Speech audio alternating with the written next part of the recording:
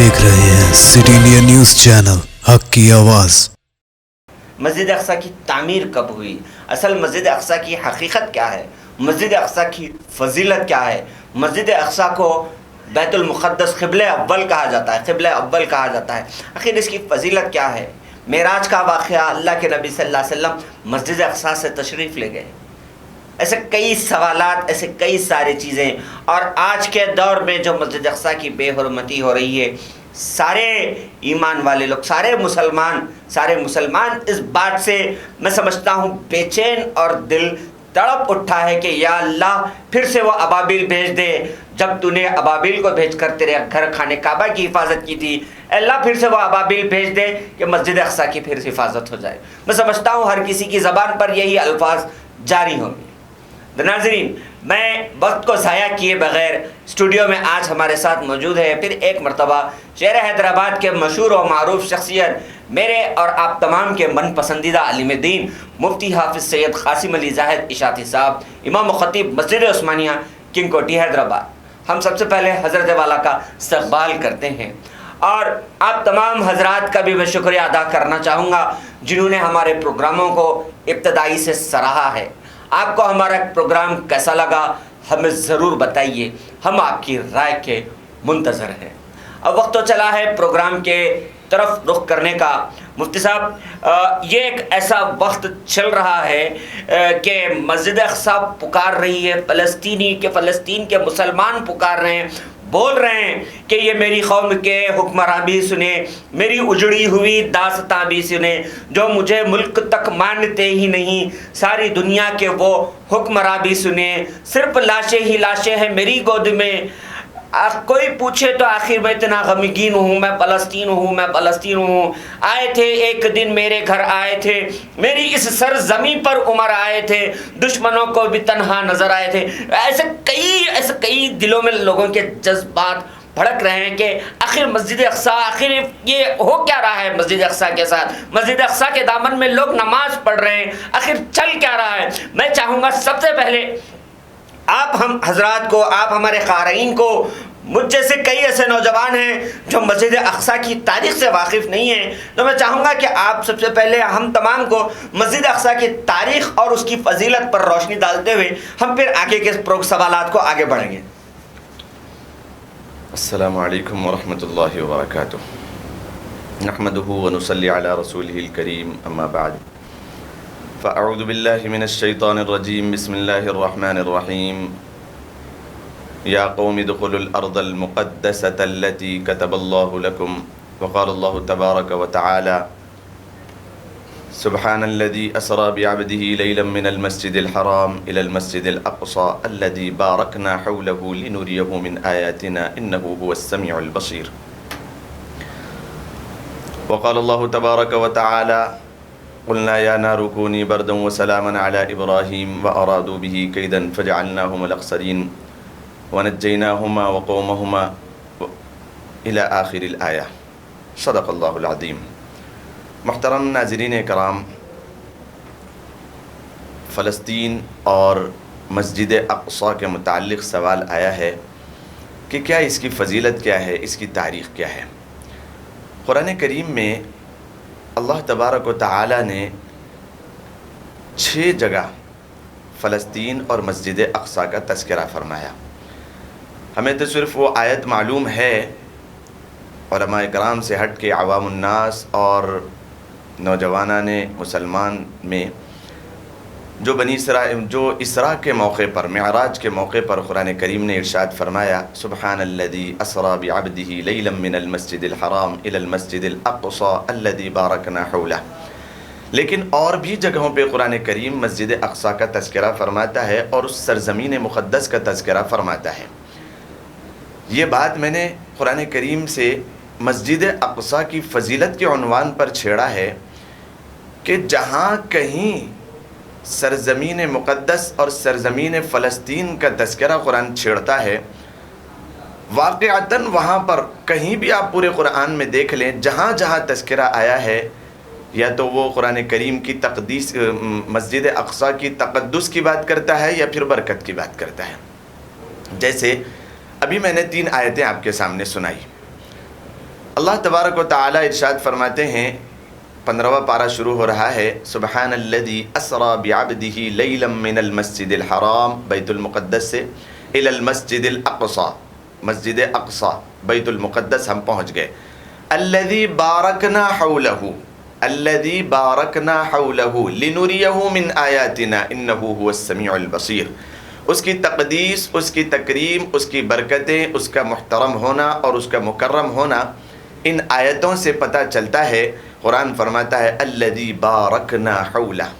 کہ ہم نے اس کے ارد گرد کا جتنا حصہ ہے، جتنا ایریا ہے، وہ سارے حصے کو ہم نے سرسبز و شادابی عطا فرمائی اور برکتیں عطا فرمائی۔ قرآن فرماتا ہے دوسری جگہ جہاں پر اللہ تبارک و تعالی نے حضرت ابراہیم علیہ السلام اور حضرت لوط علیہ السلام کو حکم دیا کہ وہ شہر بابل سے نکلیں، عراق سے، اور مسجد اقصی فلسطین کی طرف ہجرت کر جائیں۔ تو جب یہ چچا اور بھتیجے دونوں ہجرت کر رہے تھے، قرآن کریم اس کا نقشہ کھینچتا ہے، یا اس کا نقشہ کھینچتا ہے کہ جب اللہ تبارک و تعالی نے اس آگ کو حکم دیا کہ وہ ٹھنڈی ہو جا اور وہ سلام، اس کے بعد قرآن کریم آگے تذکرہ فرماتا ہے کہ ہم نے ان کو نجات دی اور عراق سے فلسطین کی طرف بھیجا، وہاں پر ہم نے اس سرزمین کو برکت والا رکھ دیا۔ اور کیا فرمایا؟ للعالمین فرمایا۔ قرآن فرماتا ہے للعالمین، کہ ہم نے صرف برکتیں وہاں کے رہنے والوں کے لیے نہیں، بلکہ سرزمین فلسطین اور سرزمین مقدس اور بیت المقدس کی اس سرزمین کے ٹکڑے کو ہم نے سارے عالم والوں کے لیے، پوری دنیا والوں کے لیے برکتی بنا دیا، ساری دنیا والوں کے لیے۔ اب لوگ یوں سمجھتے ہیں کہ ہمارے لیے کیا برکت اس میں ہو سکتی ہے؟ اللہ کے نبی علیہ السلام کی بہت ساری احادیث ہے، اس میں آپ علیہ السلام نے فرمایا صرف 3 جگہیں ایسی ہو سکتی ہے جہاں پر عبادت کی غرض سے انسان سفر کر سکتا ہے۔ ان میں سے سب سے پہلے بیت اللہ شریف ہے، مکۃ المکرمہ، پھر مسجد نبوی ہے، تیسرا وہ درجہ ہے جس کو مسجد اقصی کہا گیا ہے۔ مسجد اقصی کی طرف عبادت کی غرض سے سفر کیا جا سکتا ہے ان تینوں جگہوں پہ، باقی کہیں اور عبادت کی غرض سے اور کچھ عبادت کی غرض سے انسان سفر نہیں کر سکتا ہے، جائز نہیں ہے۔ تو بہرحال اس مسجد یہاں پر جو علاقہ اللہ تبارک و تعالیٰ نے ارشاد فرمایا، اس میں ساری عالم کے لیے، ساری دنیا والوں کے لیے، اور اس حدیث سے بھی ہمیں پتہ چلتا ہے اس کی فضیلت۔ آپ علیہ السلام نے فرمایا کہ تم لوگ بیت المقدس کی طرف جاؤ اور وہاں کے لوگوں کی مدد کرو، اگر یہ تمہارے بس میں نہ ہو، یہ تمہارے بس میں نہ ہو تو آپ صلی اللہ علیہ وسلم نے فرمایا کہ کم از کم وہاں پر کے چراغوں میں آگ جلتی رہے، اس کے لیے تم تیل وہاں پر بھیجتے رہا کرو۔ آپ علیہ السلام نے فرمایا کہ ان کے چراغوں کے لیے تیل یہاں سے بھیجتے رہا کرو تاکہ وہاں کے چراغ جلتے رہیں اور وہ سرزمین مقدس روشن رہے۔ اس حدیث سے پتہ چلتا ہے کہ ہمارے لیے وہاں پر بڑی برکتیں ہیں، وہاں کے لوگوں کی مدد میں ہمارے لیے بڑی برکتیں ہیں، وہاں کا سفر اگر مقدر میں ہو تو وہاں پر جانا ہمارے لیے بڑی برکتیں ہیں۔ قرآن کریم نے اور کئی جگہوں پر، جیسا موسیٰ علیہ السلام کی قوم اسرائیل، بنی اسرائیل کے متعلق قرآن کریم فرماتا ہے یا قوم ادخلوا الارض المقدسۃ التي كتب اللہ لکم ولا ترتدوا علی ادبارکم فتنقلبوا خاسرین۔ یہ تیسری جگہ قرآن کریم فرماتا ہے کہ جب اللہ تبارک و تعالیٰ نے فرعون سے نجات عطا فرما دی اور قوم قبطیوں سے انہیں نجات عطا فرما دی، سمندر سے پار لگا دیا اور انہیں کہا کہ اس بستی میں داخل ہو جاؤ، تو وہ لوگ نہ داخل ہوئے اور انہوں نے کہا کہ جاؤ تم اور تمہارا خدا وہاں پر لڑو، ہم تو یہاں پر بیٹھے تماشا دیکھتے ہیں، ہم وہاں سے نہیں دیکھیں گے۔ قوم عمالقہ وہاں پر اس وقت اس زمانے میں موجود تھی۔ پھر وہ اللہ تبارک و تعالیٰ نے وادی تیہ میں انہیں بھٹکنے کا موقع دے دیا، وہ 40 سال تک اس میں رہے۔ اس کے بعد پھر اللہ تبارک و تعالیٰ نے حکم دیا کہ اس مقدس سرزمین میں داخل ہو جاؤ۔ یہ آیت قرآن کریم کی بتا رہی یا قوم ادخلوا الارض المقدسۃ التي كتب اللہ لکم ولا ترتدوا علی ادبارکم۔ یہاں پر قرآن فرماتا ہے جہاں پر مسجد اقصی کا تذکرہ ہے الذی بارکنا حولہ مقدسۃ التي، کیا فرمایا؟ اس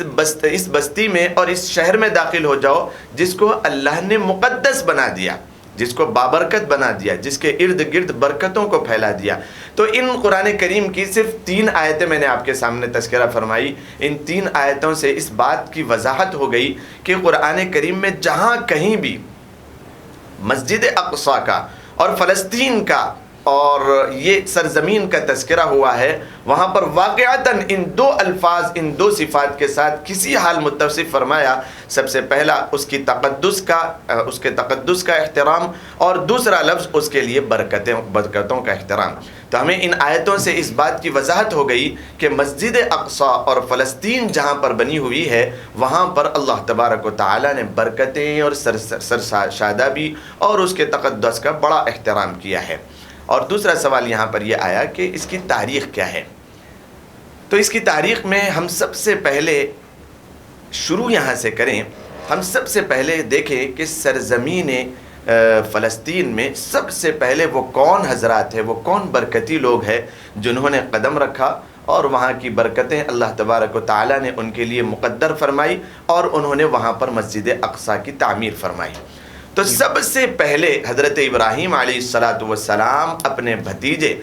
حضرت لوط علیہ السلام کے ساتھ عراق سے، جب انہیں قرآن کریم میں اس کا تذکرہ ہے، عراق سے انہیں ہجرت کرنے کا حکم دیا گیا، تو وہ فلسطین اور شہر بابل سے فلسطین اور مسجد اقصی کی جگہ پر آپ نے پڑاؤ ڈالا۔ یہاں پر سب سے پہلے اللہ تبارک و تعالیٰ نے حضرت ابراہیم علیہ السلام اور حضرت لوط علیہ السلام کے قدم پڑھائے۔ پھر وہاں سے کچھ بستی کا آغاز ہوا اور وہاں پر رہنا بسنا، اور وہاں سے لوگ جو ہے نا بڑھتے گئے، آبادی بڑھی۔ پھر وہ اس کے بعد قصہ پیش آیا، واقعہ حضرت ابراہیم علیہ السلام اور اسماعیل علیہ السلام کا، جو مکۃ المکرمہ میں ہے۔ آپ نے وہاں سے اپنی بیوی حضرت حاجرہ علیہ السلام کو لے کر مکۃ المکرمہ آئے اور وہاں پر انہیں چھوڑ دیا۔ پھر آپ نے ہجرت کر کے یہیں پر آ گئے، اپنے ملک یعنی فلسطین میں آپ آ کے رہ بس گئے۔ پھر اللہ تبارک و تعالیٰ نے وہ خواب دکھایا۔ یہ تاریخ فلسطین اور مسجد اقصی ہی کی میں آپ کے سامنے تاریخ بیان کر رہا ہوں، میں نہیں چاہتا ہوں کہ پٹری بدل کے پھر مکۃ المکرمہ کی طرف، لیکن مسجد اقصی کی تاریخ کے ساتھ ساتھ مکۃ المکرمہ کی تاریخ وابستہ ہے۔ وہ کیسے؟ آپ اس چیز کو غور کریں۔ حضرت اسماعیل علیہ السلام چھوٹے سے بچے ہیں، اور حضرت حاجرہ کو آپ نے وہاں پر لق و دق میدان میں چھوڑ کر آپ مسجد اقصی یہاں پر آ گئے، اور یہاں پر رہتے تھے، بستے تھے، اللہ کی فرما برداری، اللہ کے احکام کی تعمیل اور اللہ تبارک و تعالیٰ کے دین کی ترویج کا کام اور اشاعت اور تبلیغ کا کام کرتے رہتے تھے۔ پھر خواب میں لگاتار 8 حج کا جو سیزن ہے، اللہ تبارک و تعالیٰ نے اس موقع پر ذی الحجہ میں 8 ذی الحجہ کو ایک خواب دکھایا۔ پھر آپ نے سمجھا کہ یہ شاید خواب ہی ہوگا، پھر دوسری 9 ذی الحجہ کو آپ نے پھر خواب دکھایا، پھر 10ویں ذی الحجہ، لگاتار 3 راتوں کو آپ نے خواب دیکھا کہ اپنے بیٹے کو آپ ذبح کر رہے ہیں، اللہ کی راہ میں قربان کر رہے ہیں۔ پھر آپ فوراً واپس گئے، وہاں پر کعبۃ اللہ کی تعمیر ہوئی۔ وہ واقعے کے بعد، میں واقعہ پورا نہیں سنا رہا ہوں، وہاں پر واقعے کے تحت کعبۃ اللہ کی تعمیر ہوئی۔ پھر وہ کعبۃ اللہ کی تعمیر کے بعد پھر آپ یہاں پر آئے فلسطین میں آنے کے بعد، جس کو یروشلم کہا جاتا ہے، یروشلم کے اور کئی نام دیے گئے، تاریخ اور اس کے بعد کی آگے اور آ رہی ہے۔ اس کو جو ہے نا یروشلم بھی کہا گیا، اور ایلیا بھی کہا گیا، اور مسجد اقصی بھی کہا گیا، اور اس جگہ کو قدس بھی کہا گیا۔ کئی نام اس کے ہسٹری میں، تاریخ میں، جیسے جیسے آگے جس کی وہاں پر حکومت بنتی گئی، انہوں نے اپنے حساب سے وہاں پر نام رکھا۔ لیکن قرآن کریم میں جن الفاظ کے ساتھ فلسطین اور مسجد اقصی کو یاد کیا گیا، وہ پورے دائرے کو اللہ تبارک و تعالیٰ نے الاقصی کہا۔ جہاں پر برکتیں ہم نے ڈال دی ہے، وہ مقدس شہر اللہ تبارک و تعالیٰ نے قرار دیا۔ پھر وہاں سے حضرت ابراہیم علیہ السلام شام آئے، یہاں پر فلسطین میں آئے، تو اس وقت کے لیے اللہ کے نبی علیہ السلام کی ایک حدیث ہے۔ حضرت ابو ذر غفاری رضی اللہ تعالیٰ عنہ نے اللہ کے نبی علیہ السلام سے سوال کیا، اللہ کے نبی علیہ السلام، سب سے پہلے دنیا میں کون سی مسجد تعمیر ہوئی؟ تو آپ علیہ السلام نے جواب دیا کہ بیت اللہ شریف، کعبۃ اللہ سب سے پہلے تعمیر ہوئی۔ اچھا ٹھیک ہے، پھر یہ مسجد اقصی کب تعمیر ہوئی؟ آپ علیہ السلام نے فرمایا بیت اللہ کے 40 سال کے بعد مسجد الاقصی تعمیر ہوئی۔ تو حضرت ابو ذر غفاری رضی اللہ تعالیٰ عنہ کو اللہ کے نبی علیہ السلام نے پھر آگے یہ پیغام دیا کہ پوری سرزمین ملک کو اور پوری دنیا کی سرزمین کو اللہ تبارک و تعالیٰ نے میری امت کے لیے پاک اور صاف قرار دے دیا ہے، جہاں کہیں وقت ہو جائے وہاں پر نماز ادا کر لیا کریں۔ لیکن اس حدیث سے اس بات کا ہمیں پتہ چل گیا کہ اللہ کے نبی علیہ السلام نے جو ارشاد فرمایا کہ بیت اللہ شریف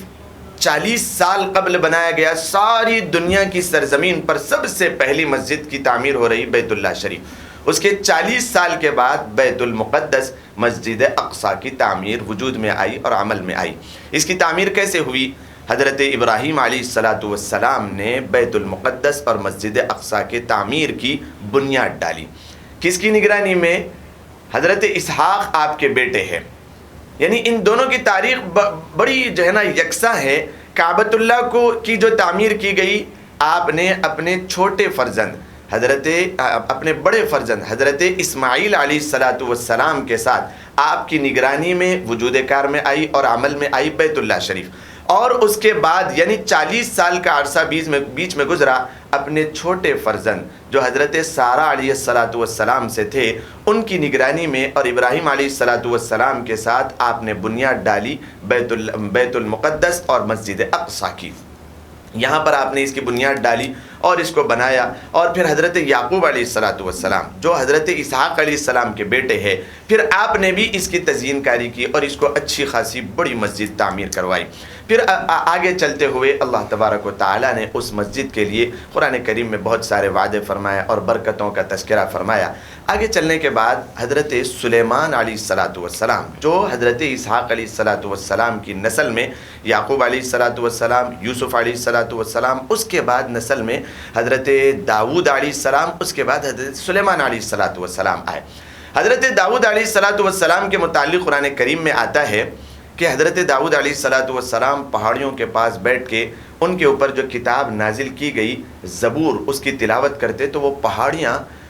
جھومتی تھی اور ساری دنیا کے پرندے اور چرند وہ ان کے پاس آ کے ارد گرد جمع ہو جاتے، سنتے کلام اللہ شریف کو اور جھومتے تھے۔ حضرت داؤد علیہ السلام کے متعلق اللہ کے حبیب علیہ السلام نے لحن داؤدی کی تعریف فرمائی کہ جنت میں جب لوگ جائیں گے تو اس وقت لحن داؤدی میں قرآن کو سنایا جائے گا، قرآن کریم کو حضرت داؤد علیہ السلام کی آواز میں بھی سنایا جائے گا، ایسی بہترین آواز میں۔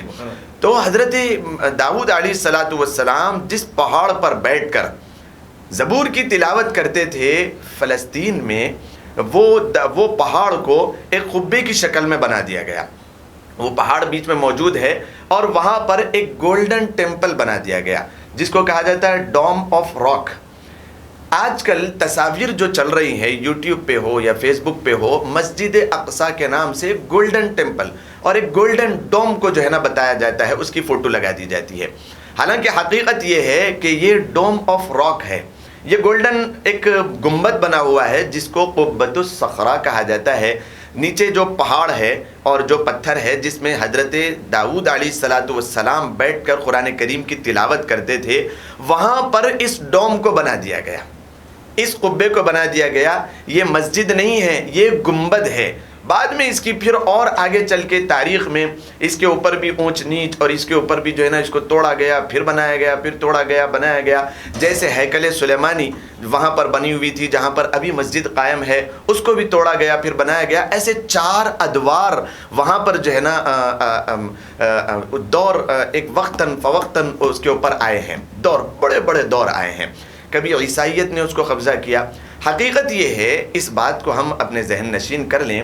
نوجوانان اسلام اور مسلمانوں کے لیے یہ بات ضروری ہے، اس بات کو سمجھنا ہے۔ سب سے پہلے ہم اس بات کو اپنے ذہن نشین کر لیں، اس کی فضیلت اور اس کی تاریخ انشاءاللہ آگے بتائی جائے گی۔ ابھی آپ اس بات کو اپنے ذہن نشین کر لیں کہ یہ بیت المقدس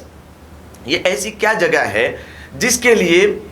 ایک وقت دراز تک، ایک مدت دراز تک عیسائیوں نے اسے اپنے قبضے میں رکھا اور اس کے لیے مر مٹنے کے لیے اپنی جانوں کے قربان کرنے کے لیے تیار ہو جایا کرتے تھے۔ آج کل جو حالات ہم دیکھ رہے ہیں، اور کم از کم یہ حالات بہت پہلے سے چلے آ رہے ہیں، یہ حالات جو ہم آج دیکھ رہے ہیں کہ یہودی صہیونی جنہوں نے ایک ورلڈ وار کیا اور جنہوں نے ایک بہت صہیونی کے نام سے ایک جو ہے نا چنگاری کو انہیں چھیڑ دیا، یہ کیا چیز ہے؟ اور یہودی اپنی جان قربان کرنے کے لیے اس کے تیار ہو جاتے ہیں۔ اب ان کے صبر کا پیالہ بھی لبریز ہو چکا ہے، اب وہ اس در پہ ہے کہ بیت المقدس کو مزمار کر کے وہاں پر ہیکل سلیمانی کو تعمیر کیا جائے، ٹیمپل آف سولومون جس کو انہوں نے کہا ہے، اس کو تعمیر کیا جائے، اس کا نقشہ بھی انہوں نے وائرل کیا ہوا ہے، اس کو وہاں پر بنایا جائے۔ یہ کیا چیز ہے کہ مسلمان بھی اس کے لیے مر مٹنے کے لیے تیار ہے؟ اور عیسائی بھی اس کے اوپر حکومت کرتے ہیں، اور اس کو انہوں نے قبضہ کیا تھا سن 1100 عیسوی میں جو سب سے پہلا وار ہوا وہ رومیوں نے اس کے اوپر وار کیا تھا، اور وہاں سے یہودیوں کو 1 لاکھ کم از کم 1 لاکھ یہودیوں کو غلام اور باندیاں بنا کر کئی ان کے یہودیوں کو ہلاک اور تباہ و برباد کرنے کے بعد وہاں سے ہجرت کر کے انہیں عراق لے جایا گیا، اور انہیں زنجیروں میں لپٹ کر اور بڑی تذلیل کے ساتھ انہیں وہاں پر لے جایا گیا۔ عیسائیوں نے اس کے اوپر قبضہ کیا اور اس کو چرچ میں تبدیل کیا، اور پھر اس جو قبۃ صخرہ وہاں پر بنا ہوا ہے اس کو ایک چرچ میں تبدیل کر دیا، اور مسجد اقصیٰ کو ایک انہوں نے استبل بنا دیا، وہاں پر گھوڑے باندھا کرتے تھے، لیکن انہوں نے اس کی تقدیس کی، وہاں پر انہوں نے اپنا معبد گاہ تعمیر کیا تھا، چرچ بنایا تھا۔ تو عیسائیوں کے نزدیک بھی اس کی اہمیت ہے، یہودیوں کے نزدیک بھی اس کی اہمیت ہے، اور مسلمانوں کے نزدیک بھی اس کی اہمیت ہے۔ اس کی تاریخ کیا ہے، اس کا پس منظر کیا ہے کہ یہ کیا چیز ہے جس کی وجہ سے مسلمان بھی مر مٹنے تیار، اور یہودی بھی مر مٹنے تیار، اور عیسائی بھی مر مٹنے تیار؟ اس کو اپنے ذہن نشین کر لیں۔ سب سے پہلے وہاں پر ابراہیم علیہ السلام گئے تھے، جن کے متعلق قرآن کریم بھی بیان فرماتا ہے کہ یہ ابو الانبیاء ہے۔ جتنے انبیاء بنی اسرائیل میں آئے یا ہماری امت کے لیے محمد مصطفیٰ صلی اللہ علیہ وسلم آئے، یہ سارے انبیاء کے باپ حضرت ابراہیم علیہ السلام۔ ابراہیم علیہ السلام کی نسل میں 2 بیٹے حضرت اسحاق، حضرت اسماعیل علیہ السلام۔ حضرت اسحاق علیہ السلام ہی کی اولاد میں پھر سلیمان علیہ السلام، جنہوں نے ہیکل سلیمانی وہاں پر تعمیر کروائی تھی، اور انہی کی اولاد میں حضرت عیسیٰ علیہ السلام آئے۔ تو سب سے پہلے ابراہیم علیہ السلام اور ان کی نسل میں تعمیر ہو رہی ہے ہیکل سلیمانی اور مسجد اقصیٰ۔ یہودی جس کے اوپر اپنا قبضہ جماتے ہیں، وہیں پر حضرت موسیٰ علیہ السلام آئے تھے۔ بسی ماندہ یہ قوم ہے جن کو یہودی کہا جاتا ہے، اور قرآن کریم میں اس کا تذکرہ ہے۔ ہاں یہ بات بھی واضح ہے کہ یہ وہ یہودی نہیں ہے جس کا قرآن کریم تذکرہ کرتا ہے، یہ باقی ماندہ ہے، بعد کی نسل ہے، جو مدینہ منورہ میں اللہ کے نبی علیہ السلام کے آنے کے بعد بھی 3 قبیلے وہاں پر آباد تھے، پھر ان کو وہاں سے مجبور کیا گیا، وہاں سے نکالا گیا ان کی شرارتوں کی وجہ سے۔ وہ کون 3 قبیلے تھے؟ بنو قینوقا تھے، بنو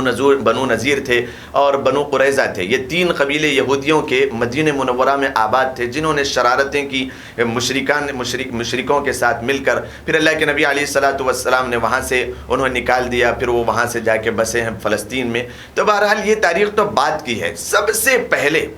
یہودیوں کا جو وہاں پر اپنے قبضے کا ارادہ ہے، اللہ کے نبی علیہ السلام نے اس کی پوری تفصیل بیان فرمائی۔ پوری تفصیل یہ ایسا نہیں ہے کہ یہ کائنات بن گئی ہے اور وہاں پر مسجد اقصیٰ تعمیر ہو گئی ہے، اور یہاں پر کعبۃ اللہ تعمیر ہو گیا، یہاں پر مدینہ منورہ تعمیر ہو گیا، اور دنیا کے خطے میں لوگ بڑھ گئے اور اپنی مرضی سے یہ زندگی گزار رہے ہیں، اور قتل و غارت گیری کا بازار گرم ہے۔ یہ ایسا نہیں ہے۔ اللہ کے نبی علیہ السلام نے ہر موقع کی پیشن گوئی آپ نے پہلے ہی ارشاد فرما دی، پہلے ہی آپ نے واضح طور پہ فرما دیا کہ یہاں پر ایسا ہوگا، اور یہاں پر ایسا ہوگا، اور فلسطین میں ایسا ہوگا، شام میں ایسا ہوگا، اور مسجد اقصیٰ کے ساتھ ایسا ایسا ایسا ایسا کام ہوگا۔ پھر اللہ کے نبی علیہ السلام نے جب غزوہ خندق کھودی جا رہی تھی، اس وقت آپ نے جو ایک ہتھوڑا مارا تھا، جو پہاڑ نہیں ٹوٹ رہا تھا، اللہ تبارک و تعالیٰ نے معجزہ دکھایا کہ ویڈیو کے ذریعے، ویڈیو تو یہ ابھی کی ایجاد ہے، لیکن اللہ تبارک و تعالیٰ نے 1450 سال پہلے فلسطین کو دکھا دیا تھا، جہاں پر رومیوں کی اس زمانے میں حکومت تھی، بہت زبردست رومن امپائر، اور انہوں نے بڑی تاریخی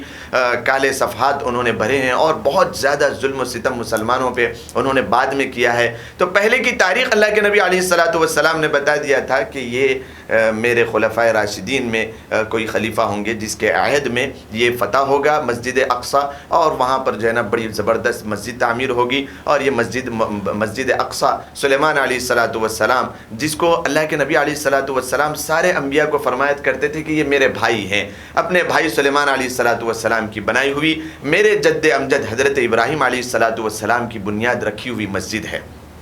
تو یہودی اس کی اس وجہ سے تعظیم کرتے ہیں، اس کی ایک وجہ یہاں پر یہ ہے کہ موسیٰ علیہ السلام کی بچی ماندہ یہ قوم ہے جن کا تذکرہ قرآن میں یہودی اور موسیٰ علیہ السلام ہی وہاں پر جو ہے نا فلسطین میں ان کو بھیجے تھے وادی تیہ کے بعد 40 سال یہ بھٹکے تھے، پھر وہاں سے ان کو مجبور کیا گیا تھا کہ اس وادی میں جاؤ، اور یہ بڑی مقدس ترین وادی ہے، یہاں پر بڑے ادب سے داخل ہونا، تواضع کے ساتھ داخل ہونا۔ اب آپ دیکھیے تاریخ کے اس پڑھے میں یہ بات واضح ہو رہی ہے کہ یہ فلسطین میں موسیٰ علیہ السلام نے یہاں پر بھیجا تھا، اور یہ ہیکل سلیمانی موسیٰ کے بعد جو موسیٰ علیہ السلام سے پہلے جو سلیمان علیہ السلام نے اس کی تعمیر کروائی تھی، اس وجہ سے ان کے دلوں میں مقدس ترین اس کا تقدس ہے، اور یہ تواضع سے داخل ہونے کے بعد یہ بڑی شرارتی قوم ہے، بڑی شرارتی۔ قرآن کریم نے اس کو یہاں تک ارشاد فرمایا کہ جو ازلی دشمن شیطان ہے، جو انویزیبل مخلوق میں ہے، کہ جو نظر نہیں آتی، یہ ایک انسان کا ہمیشہ سے دشمن ہے، اور دوسری جو ہمیشہ سے دشمن ہے وہ اللہ تبارک و تعالیٰ نے شیطان کی شکل میں یہودیوں کو دنیا میں آباد فرما دیا۔ نہ ان سے عیسائی کی کوئی جو ہے نا ملی بھگت، نہ ان سے عیسائیوں کی جمتی ہے، نہ مسلمانوں کی جمتی ہے، نہ مشرکین کی جمتی ہے، کسی قوم سے ان کا کوئی وہ نہیں ہے، سروکار نہیں ہے۔ یہ اللہ تبارک و تعالیٰ کا عذاب ان کے اوپر ہے۔ یہ کس زمانے سے ہے اس کی بھی ایک تاریخ ہے، اور فلسطین سے جڑی ہوئی اس کی ایک تاریخ ہے۔ جب انہوں نے عیسیٰ علیہ السلام کو قتل و غارت گیری کا شکار بنانا چاہا، اور حضرت عیسیٰ علیہ السلام کو قتل کرنے کا اس وقت کے گورنر سے فتویٰ لے لیا، اور اس وقت کے گورنر سے انہوں نے یہ حکم جاری کروا دیا کہ عیسیٰ کو قتل کر دیا جائے، اس وقت یہ اللہ تبارک و تعالیٰ کے عذاب اکبر کا شکار ہو چکے تھے اور مستحق ہو چکے تھے، لیکن اللہ نے انہیں ڈھیل دی، جیسے شیطان کو ڈھیل دی۔ شیطان کو کہا کہ ٹھیک ہے کوئی بات نہیں، قیامت تک آنے تک تم امت کو بھٹکاتے رہو، اس کو اجازت دی مانگنے پر، اور ان کے عذاب میں ان کے لیے یہ بات مسلط کر دی۔ یہ تاریخ میں باتیں لکھی ہوئی، اور قرآن کریم کی آیتوں سے اس بات کا پتہ چلتا ہے کہ اللہ تبارک و تعالیٰ نے عذاب مہین میں یہودیوں کو ڈھکیلنے کے بجائے انہیں آزاد ابھی چھوڑ دیا، اس کی بھی ایک حکمت ہے۔ آگے وہ حضرت مہدی علیہ السلام، پھر حضرت عیسیٰ علیہ السلام کا جب نزول ہوگا، اس وقت یہ حکمت آشکارا ہو جائے گی جو احادیث میں پہلے ہی وضاحت کی جا چکی، لیکن میں وہ بات یہاں پر ابھی تذکرہ نہیں کروں گا، کیونکہ فلسطین کی تاریخ یہاں پر آپ کو بتانا ہے کہ فلسطین کا تقدس یہودیوں کے لیے اس وجہ سے ہے کہ اللہ کے کلیم اللہ موسیٰ علیہ السلام نے بہت ساری دھاپوشیوں کے بعد، بہت سارے پسنے پسانے کے بعد انہیں یا قوم ادخلوا الارض المقدسۃ التی کتب اللہ لکم، جو اللہ نے مقدر میں رکھ دیا تمہارے لیے، یہاں پر تم داخل ہو جاؤ، اور تواضع کے ساتھ داخل ہونا، تو انہوں نے اپنے سرین کے بل گھسیٹ کر اس طریقے سے داخل ہوئے۔ اللہ نے دروازوں کو چھوٹا کر دیا اپنی مشیت اور اپنی حکمت کے پیش نظر۔ یہ بڑی بدماش قوم ہے بنی اسرائیل، بڑی ہٹ درم قوم ہے، تو ان کو یوں کہا گیا کہ سدھر جاؤ اور یہاں پر تواضع کے ساتھ داخل ہو جاؤ، اللہ معاف کر دے گا، کیونکہ اللہ نے من و سلوہ انہیں کھلایا، اور انہیں جو ہے نا بڑی ٹھنڈی آرام اور آسائش والی جگہوں میں انہیں رکھا، اور اللہ تبارک و تعالیٰ نے انہیں فرعون سے نجات عطا فرمائی۔ یہ اللہ ہی کی مخلوق ہے، اللہ ہی کی مخلوق ہے، اللہ نے ان کے اوپر بڑے اکرام سے نوازا، لیکن یہ جب نہیں سدھرے تو پھر یہ پھٹکار آئی، اور یہ سدھرنے والے نہیں تھے، اللہ کو معلوم تھا، اسی لیے اللہ نے ایسے دروازے انہیں بنائے کہ یہاں سے تواضع سے داخل ہونا، جھک کے تو چھوٹے دروازے کرے، تو وہ جھک کے داخل ہونے کے بجائے اس طریقے سے داخل ہوتے، اپنے آپ کو گھسیٹتے ہوئے، تو وہاں پر داخل ہوئے۔ اس وجہ سے وہ لوگ تقدس جماتے ہیں اور اپنا استحقاق جماتے ہیں کہ یہ فلسطین اور یہ مسجد اقصی یہ ہماری مسجد ہے۔ ان کے اندر اس کی وجہ سے یہ وجہ ہے یہودیوں کے اندر۔ ابھی عیسائی اور مسلمان باقی تھے، اب روک دیا گیا۔ اور آپ کو پھر ریپیٹ کرنا پڑے گا جو کہ پورا نہیں ہاں پیچھے سے لیں گے انشاءاللہ، سٹارٹ بولتے لیں گے صاحب۔ یہ بہت اہم ترین چیز ہے جی ہاں جو چل رہی ہے کہ بھئی یہودی کیوں اس کے پیچھے پڑے، عیسائی کیوں اس کے پیچھے پڑے، اچھا مسلمان اپنے جانے کیوں اس کے پیچھے قربان کر رہے ہیں، وجوہات ہے اس کے پیچھے۔ تم ڈھونڈتی ہو آج بھی اے مسجد اقصی، ماضی میں جو تھے صاحب ایمان کہاں ہے، مسجد تھی جن کے لیے دل و جان، اس دور میں یا رب وہ مسلمان کہاں ہے۔ ریڈی تو ہے تیار؟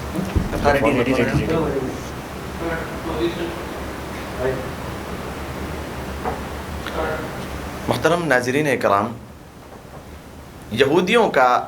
اس کے لیے استحقاق کا زمانہ قرآن کریم کی اس آیت سے ہے۔ اللہ تبارک و تعالیٰ نے قرآن میں ارشاد فرمایا یا قوم ادخلوا الارض المقدسۃ التي كتب اللہ لکم، کہ اے مقدس اے قوم، موسیٰ علیہ السلام نے کہا اے میری قوم تم اس مبارک بستی میں داخل ہو جاؤ۔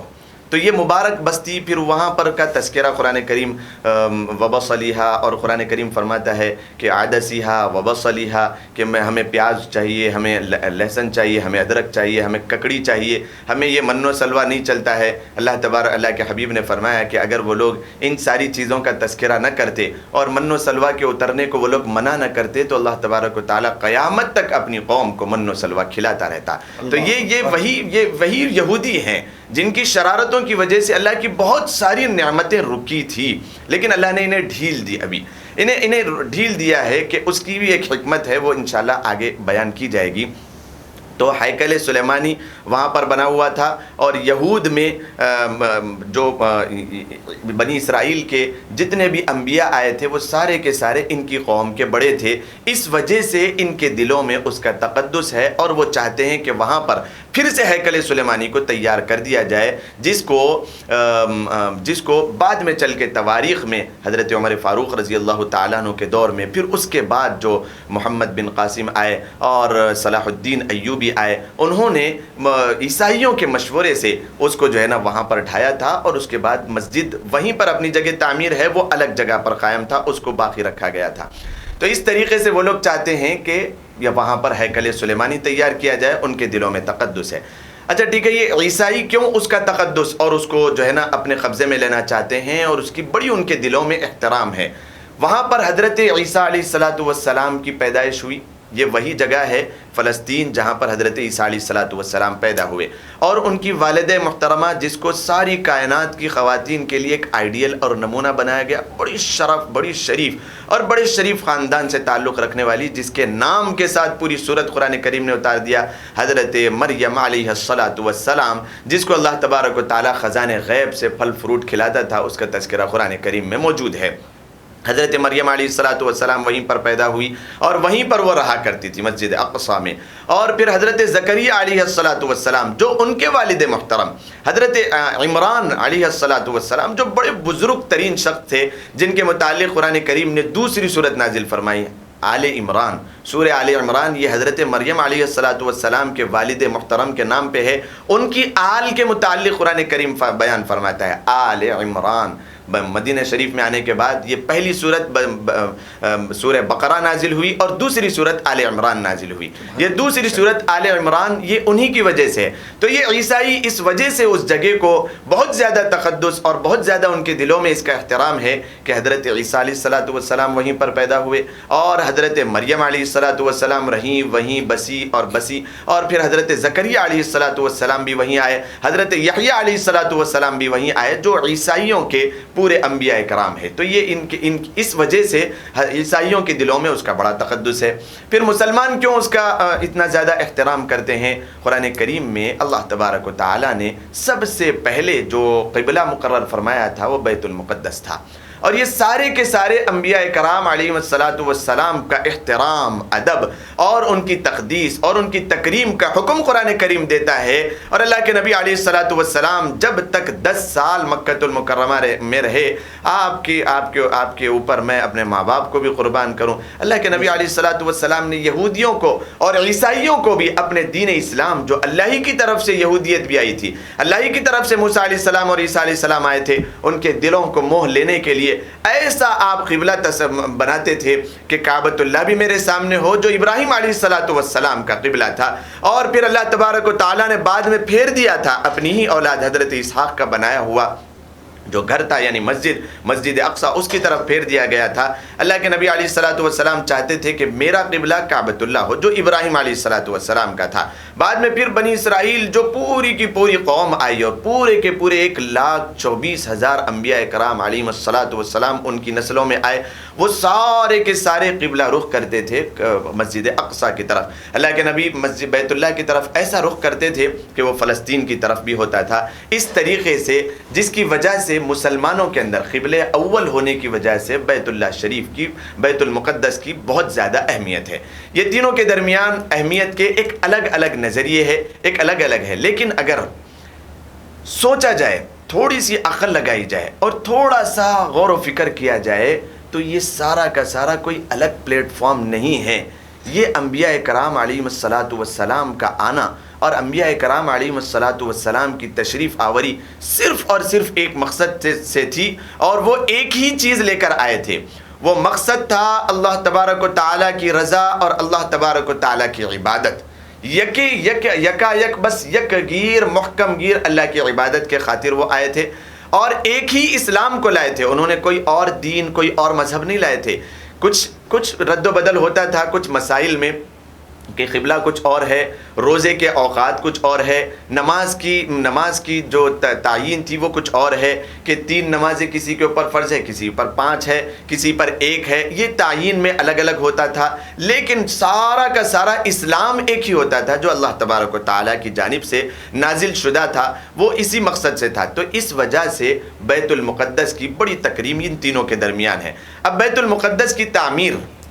حضرت اسحاق علیہ الصلاۃ والسلام کے بعد حضرت یعقوب علیہ الصلاۃ والسلام کے ضمن میں آئی۔ حضرت یعقوب علیہ الصلاۃ والسلام کے بعد حضرت سلیمان علیہ الصلاۃ والسلام، جن کو اللہ نے بڑی نبوت کے ساتھ ساتھ سلطنت اور بادشاہت دی تھی۔ ایسی بادشاہت تھی کہ ہوا کے رخ پر حضرت سلیمان علیہ الصلاۃ والسلام اپنا سفر طے کیا کرتے تھے۔ پھر حضرت سلیمان علیہ الصلاۃ والسلام نے اپنے جد امجد، اپنے باوا ابراہیم علیہ الصلاۃ والسلام کی بنیاد رکھی ہوئی مسجد کی تعمیر اور اس کی تجدید اور اس کی تعمیر کروائی۔ ایسا نہیں ہے کہ سلیمان علیہ الصلاۃ والسلام نے اس مسجد کو بنائی، ابراہیم علیہ الصلاۃ والسلام کی باقی ماندہ جو ٹوٹ چکی تھی، جو ہے نا مسمار ہو چکی تھی، اس کو سلیمان علیہ الصلاۃ والسلام نے بنائی، اور بڑی عالی شان انداز میں۔ اس میں جنوں کو بھی آپ سہارا لیتے تھے، اور سمندر سے یاقوت اور مرجان اور ہیرے جواہرات آپ نے اس میں جو ہے نا جڑے تھے اور پروئے تھے، اور بڑی تیزی کے ساتھ کئی ہزار جناتوں کو اور انسانوں کو لگا کر اس مسجد کی تعمیر کروائی تھی۔ لیکن اس کے بعد بدقسمتی سے مقدر میں لکھا ہوا تھا، چونکہ انسان دنیا میں آیا ہوا ہے آزمائش کے لیے، اس آزمائش کے تحت پھر وہ مسجد شکار کا وہ ہوئی۔ آج جس کو یہودی کہتے ہیں کہ یہ مسجد اقصیٰ ہے، یا پھر مسلمان کہتے ہیں، اس جگہ پر تو مسجد تعمیر ہے، لیکن یہ جو دیوار گریہ ہے، اس کے متعلق میں آپ کو بتاؤں، یہ سلیمان علیہ الصلاۃ والسلام نے بنایا تھا، اور یہ وہی دیوار گریہ ہے جہاں پر یہودیوں کا آج بھی وہاں پر وہ جاتے ہیں اور روتے ہیں، جس کی وجہ سے اس دیوار کا نام رکھا گیا گریہ۔ وہ اللہ ہی کی عبادت کرتے ہیں، یہوہ کی، نام الگ الگ ہیں، لیکن موسیٰ علیہ الصلاۃ والسلام کو مانتے ہیں۔ وہ تورات کی باقی ماندہ جو ان کے جو ہے نا پارٹس بچے ہوئے ہیں، حالانکہ وہ تحریف ہو چکی ہے، اس کو مانتے ہیں، وہ وہاں پر جا کر کھڑے ہوتے ہیں، حالانکہ وہ مسجد اب وہاں پر قائم نہیں ہے۔ وہ مسجد کا ایریا تو وہی ہے جس کو قرآن کریم فرماتا ہے الذی بارکنا حولہ، ریکٹینگل شکل کا بہت بڑا ایریا ہے مسجد اقصیٰ۔ اقصیٰ کے سب سے پہلے معنی ہم سمجھ لیں کہ اقصیٰ کا معنی ہے دور ہونا، چونکہ ابراہیم علیہ الصلاۃ والسلام نے کعبۃ اللہ کی تعمیر یہاں پر کروائی، اور 1300 کلومیٹر دور کے بعد فلسطین میں، شام میں اس مسجد کو بنائی، اس وجہ سے اس کا نام رکھا گیا اقصیٰ، کہ یہ بہت دور ہے، یہ ایک مسجد یہاں پر اور وہ بہت دور ہے۔ اور اس کا دوسرا مطلب آتا ہے کہ پاک صاف ہونا۔ جب انسان وہاں پر اپنے آپ کو نماز کے لیے کھڑا کرتا ہے، اللہ تبارک و تعالیٰ اس کا تقدس فرما دیتے ہیں، اور وہ وہاں سے مقدس ہو جاتا ہے، اور اس کے گناہ معاف ہوتے ہیں۔ اللہ کے نبی علیہ الصلاۃ والسلام نے فرمایا کہ جو بیت اللہ میں نماز پڑھتا ہے اس کے لیے 1,00,000 نمازوں کا ثواب لکھا جاتا ہے، اور جو مدینہ منورہ میں نماز پڑھتا ہے اس کے لیے 50,000 نمازوں کا ثواب ہے، اور جو مسجد اقصیٰ میں نماز پڑھتا ہے اس کے لیے 25,000 نمازوں کا ثواب لکھا جاتا ہے۔ اس وجہ سے اس کی تقدیر سمجھ میں آئی کہ مسجد اقصیٰ یہ اللہ تبارک و تعالیٰ کی جانب سے بڑی مقدس ترین اور بڑی بابرکت، اور بہت ہی زیادہ اس میں اللہ تبارک و تعالیٰ نے تقدیس اور تکریم کو رکھ دیا ہے۔ یہاں سے پھر وہ ریکٹینگل جو ایریا ہے، اب میں آپ کو تاریخ بتاؤں، حضرت ابراہیم علیہ السلام جب وہاں پر آباد ہوئے، وہاں سے لے کر آج کے دور تک 4 ایسے ادوار مسجد اقصیٰ پر آئے جس کو توڑا گیا، بنایا گیا، کبھی چرچ کی شکل میں، کبھی ٹیمپل کی شکل میں، ٹیمپل یعنی یہ ٹیمپل نہیں، مندر نہیں، وہاں پر ٹیمپل آف سولومون، مسجد ہی کی شکل، لیکن جس کو گرجاگھر کہا جاتا ہے یہودیوں کا، اس کو بنایا گیا، پھر کبھی مسجد کو بنایا گیا، پھر اس کے بعد اس طریقے سے اللہ کے نبی علیہ السلام کے دور سے پہلے، اللہ کے نبی علیہ السلام کی پیدائش سے پہلے وہاں پر رومن امپائر اور رومیوں نے بڑا زبردست وہاں پر تہلکہ مچایا تھا۔ وہ سب سے پہلے یہودیوں کے قبضے میں تھا، یعنی ابراہیم علیہ السلام، پھر اسحاق علیہ السلام، سلیمان علیہ السلام تک جو اپنی قوم مانتے ہیں، اس وجہ سے ان کے اس میں تھا۔ پھر وہاں سے اللہ کے حبیب علیہ السلام نے ارشاد فرمایا کہ وہاں سے وہ ان کے حملہ کرنے کے بعد، اس کے توڑنے پھوڑنے کے بعد 500 سال تک وہ ویسی پڑا رہا، کم از کم 500 سال تک وہ ویسی تہلکہ نیس اور بالکل خراب پڑا رہا۔ یہاں پر کنہوں نے ان کے اوپر حملہ کیا تھا؟ عیسائیوں نے ان کے اوپر حملہ کیا تھا، اور جو میں نے واقعہ بھی سنایا کہ وہ عیسائیوں کو، بہت سارے عیسائیوں کو قتل کرنے کے بعد اپنے غلام باندی بنا کر وہ عراق لے کے چلے گئے تھے، اور وہ بالکل تہس نہس ہو گیا تھا وہ ملک۔ پھر وہاں سے اس دوران حضرت زبیر علیہ السلام کا گزر ہوا،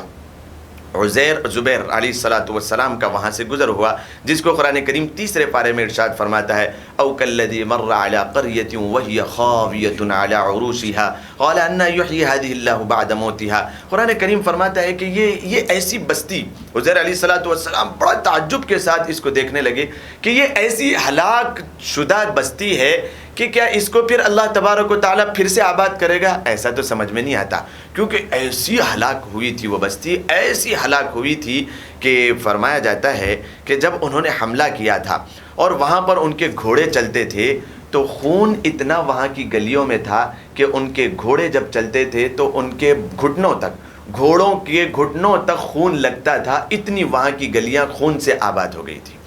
اتنا زیادہ قتل عام ہوا تھا۔ اللہ کے نبی علیہ السلام کے دور سے پہلے عیسائیوں نے حملہ کیا تھا یہودیوں پر، کیونکہ یہ ان کی ازلی دشمنی ہے، ہمیشہ کی۔ وہ کس وجہ سے ہے کہ یہ عیسائی عیسیٰ علیہ السلام کو ماننے والے، اور یہ یہودیوں نے ان کے قتل کا پلان کروایا تھا اور گورنر سے ان کے قتل کا پلان کیا تھا۔ وہ اللہ کی رحمت تھی کہ اللہ تبارک و تعالیٰ نے اس بدبخت کو جو اندر آیا تھا اس کو عیسیٰ علیہ السلام کی شکل دے دی اور ان کو باہر نکالا اور ان کو انہوں نے صلیب پر چڑھا دیا تھا۔ حالانکہ اللہ تبارک و تعالیٰ نے حضرت عیسیٰ علیہ السلام کو رفع سوامی کا فیصلہ فرما دیا تھا اور وہ آسمانوں کی طرف اٹھ گئے تھے۔ تو اس وجہ سے ان کے درمیان ابدی طور پہ دشمنی ہے،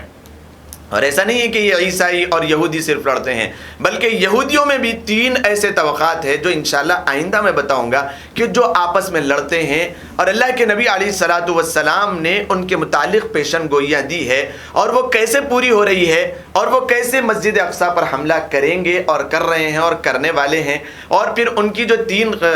قسمیں ہیں وہ لوگ کیا چاہتی ہیں۔ سب سے پہلے وہ لوگ کیا چاہتے ہیں کہ مسجد اقصیٰ تک، اور پھر اس کے بعد وہ لوگ کیا چاہتے ہیں، اور اس کے بعد والے لوگ کیا چاہتے ہیں، یہ ساری کی ساری پیشن گوئیاں موجود ہیں۔ حضرت عزیر علیہ السلام کا میں ایک واقعہ یہ سنا رہا تھا کہ وہاں سے گزر ہوا، آپ نے دیکھا کہ یہ ہلاک شدہ بستیاں جہاں پر کوئی ایک شخص بھی آباد نہیں ہے، وہاں کی دیواریں اور بڑی بڑی بنائی ہوئی جو حویلیاں تھیں وہ ساری کی ساری خندق بن چکی تھی اور بالکل ٹوٹ چکی تھی، گڑھے پڑ چکے تھے۔ تو آپ نے دیکھ کر کہا کہ یہ کبھی زندگی میں پھر آباد ہوگا۔ اللہ تبارک و تعالیٰ نے اپنا معجزہ ان کے ساتھ اور اپنی قدرت کا کرشمہ بتایا کہ 100 سال تک وہ آپ وہاں پر جو ہے نا انتقال فرما گئے، آپ نے ان کو موت دے دی کہ یہاں پر سو جاؤ، اور ایسی نیند طاری ہوئی کہ 100 سال کے بعد آنکھ اٹھی تو آپ نے دیکھا کہ اپنا کھانا بالکل جو ہے نا جیسے کا ویسا تازہ ترین وہاں پر رکھا ہوا ہے، قرآن کی آیت کا ترجمہ جیسے کا ویسا رکھا ہوا 100 سال کے بعد، اور اپنے گدھے کو جس پر سواری کر کے آپ آئے تھے انہوں نے دیکھا کہ وہ بالکل اس کی ہڈیاں بھی بوسیدہ ہو چکی تھی، وہ زمین میں ختم ہو چکی تھی، اب اس کا کوئی اثر باقی نہیں تھا۔ پھر اللہ تبارک و تعالیٰ نے اپنی قدرت کے پیش نظر آپ نے اس گدھے کو تیار کیا، پہلے اس کا اسٹرکچر، اس کی ہڈیاں، پھر اس پر گوشت پوش، اس میں خون کا نظام، اس میں رگوں کا نظام، وہ سارا کا سارا آپ کی نظر میں، آپ کی نظر کے سامنے وہ پورا پروان چڑھ گیا، اور جیسی آپ کی سواری تھی ویسی تیار ہو گئی، کھانا تر و تازہ رکھا ہوا تھا۔ یہ ساری چیزیں قرآن کریم میں اللہ تبارک و تعالیٰ نے ارشاد فرما دی کہ رہتی دنیا تک یہ فلسطین کی اور یہ مسجد اقصیٰ کی برکتیں اور اس کی تاریخ لوگوں کے ذہنوں میں رکھے کہ یہ کیا چیز ہے۔ یہاں سے عزیر علیہ السلام کا تذکرہ یہاں سے گزر ہوا تو کیا واقعہ اللہ تبارک و تعالیٰ نے پیش فرمایا۔ آپ نے کھانے کے نوش فرمانے کے بعد جب گئے تو دیکھا کہ بہترین انداز میں اللہ تبارک و تعالیٰ نے پھر سے اس کو آباد کر دیا، پھر سے اس شہر کو ایسا آباد کر دیا کہ قرآن کریم میں اس کی پھر تعریف فرمائی کہ بہت زبردست اس کو آباد کر دیا۔ پھر وہاں پر مسجد تعمیر ہوئی، پھر اللہ کے نبی علیہ الصلاۃ والسلام کا دور آیا۔ اللہ کے نبی علیہ الصلاۃ والسلام کے دور میں جب مکہ ہجرت سے قبل اللہ کے نبی علیہ الصلاۃ والسلام 620 عیسوی میں قبل مسیح 620 میں اللہ تبارک و تعالیٰ نے آپ کے لیے رفع سماوی اور معراج کا جو ہے نا موقع دیا۔ یہ اسرا کا واقعہ پیش آیا۔ آپ علیہ الصلاۃ والسلام کا وہ سفر شروع ہوا۔ آپ جب مسجد اقصیٰ پہنچے تو وہاں پر کوئی ہیکل سلیمانی نہیں تھا بنا ہوا، وہاں پر مسجد بنی ہوئی تھی جہاں پر لوگ آ کے عبادت کیا کرتے تھے، اور وہ اپنا قبلِ اول تھا۔ اللہ کے حبیب علیہ الصلاۃ والسلام وہاں پر پہنچے۔ اللہ نے کیوں پہنچایا تھا؟ یہ بھی ایک تاریخ کا ایک ورق ہے کہ اللہ تبارک و تعالیٰ نے مسجد اقصیٰ سے پھر آسمانوں کا سفر طے کروایا۔ اس میں بڑی حکمت علماء کرام نے لکھی، اور ایک وجہ اس زمانے کے اعتبار سے ہم سمجھنا چاہیں تو اللہ کے نبی علیہ الصلاۃ والسلام جس طریقے سے امت مسلمہ کے لیے نہیں بلکہ ساری قوم کے لیے رحمت للعالمین اور رہبر اور نبی بنا کر کے بھیجے گئے تھے کہ مسجد اقصیٰ ابھی تک یہودی اپنا مرکز سمجھتے تھے اور عیسائی اپنا مرکز سمجھتے تھے۔ اللہ کے نبی علیہ الصلاۃ والسلام کو پہلے مرکز کی طرف بھیجا گیا کہ یہاں سے آپ کا سفر شروع ہوگا، اور جتنے انبیاء کرام علیہ الصلاۃ والسلام ہیں سب کو پیچھے کھڑا کر کے آپ کی امامت وہاں سے کروائی، تاکہ سارے کے سارے انبیاء کرام علیہ الصلاۃ والسلام کے ماننے والے یہ یہودی ہو تو اس بات کو سمجھ جائیں کہ ہم تمہاری تائید کرتے ہیں۔ ایسا نہیں ہے کہ تم کو مانتے نہیں ہیں بلکہ تمہارے انبیاء کو مانتے ہیں اور تمہاری تائید کرتے ہیں، تمہارے نبی بھی ہمارے پیچھے کھڑے ہو کے نماز پڑھے ہیں۔ اور عیسائی جو اپنا مرکز بیت المقدس کو سمجھتے ہیں، تاریخ کے اوراق میں اس بات کو لکھا جا چکا ہے کہ عیسیٰ علیہ الصلاۃ والسلام نے بھی پیچھے کھڑے ہو کر اللہ کے نبی علیہ الصلاۃ والسلام کی امامت کو قبول فرمائی۔ یہ وجہ ہے، یہ کلیدی وجہ ہے کہ یہاں سے اللہ تبارک و تعالیٰ نے، اور وہ جو گنبد الصخرہ بنایا گیا اور وہ جو ایریا ہے، تاریخ میں یہ بات لکھی ہوئی ہے، اللہ کے نبی علیہ الصلاۃ والسلام نے بھی ارشاد فرمایا ٹھیک اس کے سیدھ میں اللہ تبارک و تعالیٰ نے آسمانی دروازوں کو مقدر فرمایا ہے، ٹھیک اس کی سیدھ میں، کعبۃ اللہ کی سیدھ میں اللہ کا عرش اور اللہ تبارک و تعالی، لیکن بیت المقدس کو ایسی جگہ پہ بنایا گیا جو گنبد الصخرہ بنایا گیا، وہ پہاڑ کی بالکل سیدھ میں دروازوں کو لگایا گیا۔ اللہ تبارک و تعالی نے اپنی منشے سے تیزی کے ساتھ وہاں تک کا سفر طے کروایا۔ تو یہ ہے بیت المقدس۔ اللہ کے نبی علیہ الصلاۃ والسلام نے وہاں سے ہجرت فرمائی اور پھر آ کے پورا واقعہ سنایا، تو عیسائی بھی سنے اور اسے یہودیوں نے بھی سنا۔ کئی ایسے یہودی اور عیسائی تھے جو اسلام کے گہوارے میں آئے اس واقعے کو سننے کے بعد، اور کئی ایسے مشرکین تھے، اس زمانے میں 3 قوم تھی، مشرکین تھے، انہوں نے سوال کیے کہ بھئی ایسا کیسے ہو سکتا ہے، بیت المقدس اگر تم گئے ہو تو ابراہیم علیہ الصلاۃ والسلام کو تو مشرکین مانتے تھے، ایسا نہیں ہے کہ وہ بالکل نہیں مانتے تھے، ابراہیم علیہ الصلاۃ والسلام کو وہ لوگ مانتے تھے۔ اس زمانے میں جتنے تھے، چاہے وہ یہودی ہو یا عیسائی ہو یا مشرک ہو، اللہ کے ساتھ تو وہ لوگ شریک کرتے تھے، جس کی وجہ سے مشرک کہا گیا۔ لیکن ابراہیم علیہ الصلاۃ والسلام کو ساری قوم مانتی تھی اور انہی کو فالو کرتے ہوئے ایسے رد و بدل انہوں نے کیے تھے، اتنی زیادہ تبدیلیاں کی تھی، تبدیلیاں کرنے کے بعد انہوں نے کعبۃ اللہ میں پھر بتوں کو رکھا تھا۔ لیکن میں بیت المقدس کی تاریخ سنانے چلا ہوں۔ بیت المقدس میں اللہ کے نبی علیہ الصلاۃ والسلام 620 عیسوی میں جب آپ نے سفر طے کیا، اس کے بعد آپ علیہ الصلاۃ والسلام آئے اور پھر غزوات کا موقع شروع ہوا۔ جب مدینہ منورہ آئے، مدینہ منورہ میں غزوہ احد یہ کیسے ہوئی، پھر غزوہ بدر سب سے پہلی جنگ یہ کیسے ہوئی، اور اس میں کس کی شرارت تھی، یہ بھی اس کو واضح کرتے ہوئے میں آپ کو فلسطین کی تاریخ سے جوڑتے ہوئے بتاؤں کہ یہ وہاں پر بسنے والے جو ان کے 3 قبیلے تھے،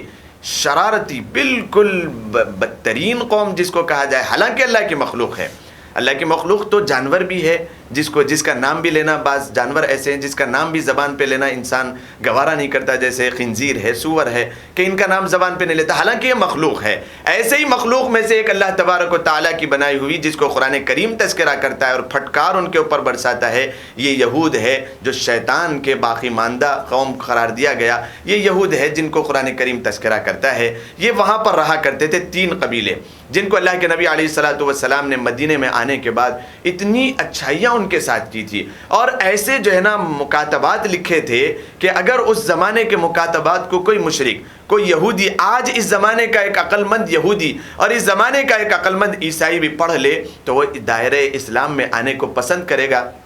کہ اللہ کے نبی علیہ الصلوۃ والسلام کے کیسے اخلاق تھے۔ آپ علیہ الصلوۃ والسلام نے وہ مکاتبات لکھوائے اور پھر وہاں سے پہلی جنگ کے بعد انہیں یہاں سے بھیج دیا۔ پہلا جو غزوہ ہوا غزوہ بدر، اس میں اللہ کے نبی علیہ الصلوۃ والسلام نے سب سے پہلے بنی قینوقا یہاں سے چلے جاؤ، وہ وہاں سے چلے گئے۔ پھر اس کے بعد یہ اندر رہ کے سازشیں کرتے تھے مشرکین کے ساتھ کہ تم وہاں سے آؤ اور ہم یہاں سے محمد مصطفیٰ صلی اللہ علیہ وسلم کو یہاں سے ختم کریں گے، تو یہ بھانپتے تھے اللہ کے رسول۔ پھر دوسری جو جنگ ہوئی غزوہ احد، اس میں پھر اللہ کے نبی علیہ الصلوۃ والسلام نے بنی قریظہ، یہ جو میں تذکرہ کر رہا ہوں یہ تاریخ مدینہ کی نہیں بلکہ فلسطین کی، یہ جا کے بسے ہیں خیبر میں، پھر خیبر سے جا کے بسے ہیں فلسطین میں، جس کو آگے چل کے حضرت عمر فاروق رضی اللہ تعالیٰ عنہ کے دور میں سارے کے سارے یہودی اس سرسبز و شاداب جو ملک ہے اور جو مسجد اقصیٰ ہے وہ پورا کا پورا گھرا ہوا پہاڑوں پہ بنا ہوا ہے، اوپر بڑی سرسبز و شادابی ہے، اتنا خوبصورت منظر ہے جس کو انسان دیکھتا رہے اور اللہ کی معرفت حاصل کرتا رہے اس کے قدرت کے کرشمے۔ حضرت عمر فاروق رضی اللہ تعالیٰ عنہ کے دور میں 17 ہجری میں اللہ کے نبی علیہ الصلوۃ والسلام نے پہلے ہی ارشاد فرما دیا تھا کہ یہاں پر ایک قافلہ بھیجنا ہے جو ان سے رومیوں سے بات کرے، جو ان سے بات کیا جائے۔ اور اس زمانے میں 2 بڑی سپر پاور طاقتیں تھیں، لیکن اللہ کے نبی علیہ الصلوۃ والسلام نے اپنے ہی دور میں یہ بتا دیا تھا کہ یہاں پر قافلوں کو بھیجنا ہے اور یہ ہمیں ملے گا اور یہ فتح ہوں گے اور اسلام کا جھنڈا یہاں پر لہرائے گا، کیونکہ ساری سرزمین کا حق یہ ہے، کائنات کی پوری زمین کا حق یہ ہے کہ اسلام کا جھنڈا وہاں پر لہرایا جائے۔ یہاں پر کوئی اور نبی کی، کوئی اور کسی کی کتاب کی، کوئی تورات، انجیل، زبور کی، اب یہاں پر وہ منسوخ ہو چکے ہیں، ناسخ اب قرآن کریم آ چکا ہے۔ قرآن کریم کی جو بات ہوگی وہ ساری دنیا میں چلے گی اور یہی انسانیت کے لیے ہدایت ہے اور شفا ہے، اور ساری انسانیت کے لیے یہی ایک ایسی کتاب ہے جو ساری کی ساری کائنات کو صحیح راہ راست دکھا سکتی ہے۔ اللہ کے نبی نے پہلے ارشاد فرما دیا تھا کہ اسامہ کی نگرانی میں انہیں ایک کرنل اور جنرل بنا کے ایک قافلے کو روانہ کیا جائے۔ اللہ کے نبی کے دور میں نہ ہو سکا تو حضرت ابوبکر صدیق رضی اللہ تعالیٰ عنہ کے دور میں بھیجنے کی پوری کوشش کی گئی، وہ قافلہ نکلا بھی لیکن اس زمانے میں وہ فتح نہیں ہوئی۔ پھر حضرت عمرو بن عاص رضی اللہ تعالیٰ عنہ جو قافلے کے بڑے تھے اور وہ انہوں نے شام میں فلسطین کا گھیراؤ کر لیا۔ پھر وہاں پر ان کے جو بہت عرصہ ہو گیا، ایک زمانہ گزر رہا تھا، کئی مہینے ہو رہے تھے، وہ وہاں پر پڑاؤ ڈال کے تو بیٹھے ہوئے مسلمان حملہ نہیں کر سکتے کہ بڑی بڑی دیواریں بنی ہوئی، گھرا ہوا قلعہ ہے، حملہ نہیں کر سکتے، 4 دروازے ہیں جو اندر سے مقفل ہے، تالے ڈلے ہوئے، اور اندر ان کے پاس رسد بھی ہے اور پانی بھی ہے، وہ کھاتے پیتے آرام سے اندر بیٹھے ہوئے ہیں، لیکن مسلمان کچھ نہیں کر سک رہے تھے۔ تو اس کی جو حصیل ہے سب سے پہلے فصیل پر کچھ علماء بنی اسرائیل کے اور یہودیوں کے آئے، جو اب تک ان کے قبضے میں تھا یہ بیت المقدس، وہاں پر اس کی فصیل پر آئے اور انہوں نے دیکھا کہ یہ قوم یہاں سے ہٹنے والی نہیں ہے، اور انہوں نے اپنی کتابوں کو نکال کر اس کی تواریخ پڑھی۔ تورات میں جو بیت المقدس کی تاریخ تھی اس کو انہوں نے جاننے کی کوشش کی کہ ایک قوم آئے گی جس کا ایک بہت ہی بڑا بزرگ ہوگا جو بہت زیادہ اللہ والا ہوگا، لیکن اس کو اپنے کپڑوں کی اور اپنے ساری دنیاوی اعتبار سے ہر چیز کی فکر نہیں ہوگی، لیکن قوم کا وہ ایک بہت ہی بڑا بادشاہ ہوگا، خلیفہ ہوگا، اور وہ دوسرا خلیفہ ہوگا اللہ کے نبی علیہ الصلوۃ والسلام کا۔ وہ قوم یہاں پر آ کے ٹھہری ہوئی ہے۔ وہ ٹیکنالوجی اس زمانے میں نہیں تھی کہ تیزی سے لوگ ہر ایک کی صورت دیکھ سکے اور ہر ایک کے ساتھ میں جو ہے نا کوئی باتیں شیئر کر سکے، لیکن وہ لوگ فصیل پر آ کر اوپر سے دیکھنے لگے، اور انہوں نے کہا کہ اے مسلمانوں، تم یہاں پر اگر قیامت تک کے ٹھہر جاؤ، یہ الفاظ تورات میں لکھے ہوئے تھے جو ان کو کہنا تھا، اللہ تبارک و تعالیٰ نے پہلے ہی ارشاد فرما دیے تھے. ان کے علماء فصیل پر آ کے بات کرنے لگے. ان کی قوم کے کئی دانشور تھے جنہوں نے منع کیا کہ مت جاؤ, ہم یہیں پر رہیں گے, لیکن ان کو یقین تھا اس بات کا کہ فلسطین اور یہ مسجد اقصی مسلمانوں کے حوالے ہونا ہے, اور وہ وقت اس کا آ چکا ہے, وہ وقت آ چکا ہے. تو فصیل وہاں سے اس پر کھڑے ہو کر انہوں نے دیکھا کہ یہ کھڑے ہوئے, انہوں نے اعلان کیا کہ مسلمانوں, یہ مسجد اقصی کے پاس اگر تم کھڑے ہوئے قیامت تک ٹھہرو, یہ کبھی بھی تم کو فتح ہونے والا نہیں ہے, لیکن ہماری کتابوں میں لکھا ہوا ہے کہ ایک درویش بادشاہ تم میں ہوگا جس کے ہاتھوں یہ فتح ہوگا اور وہ تم میں نظر نہیں آتا.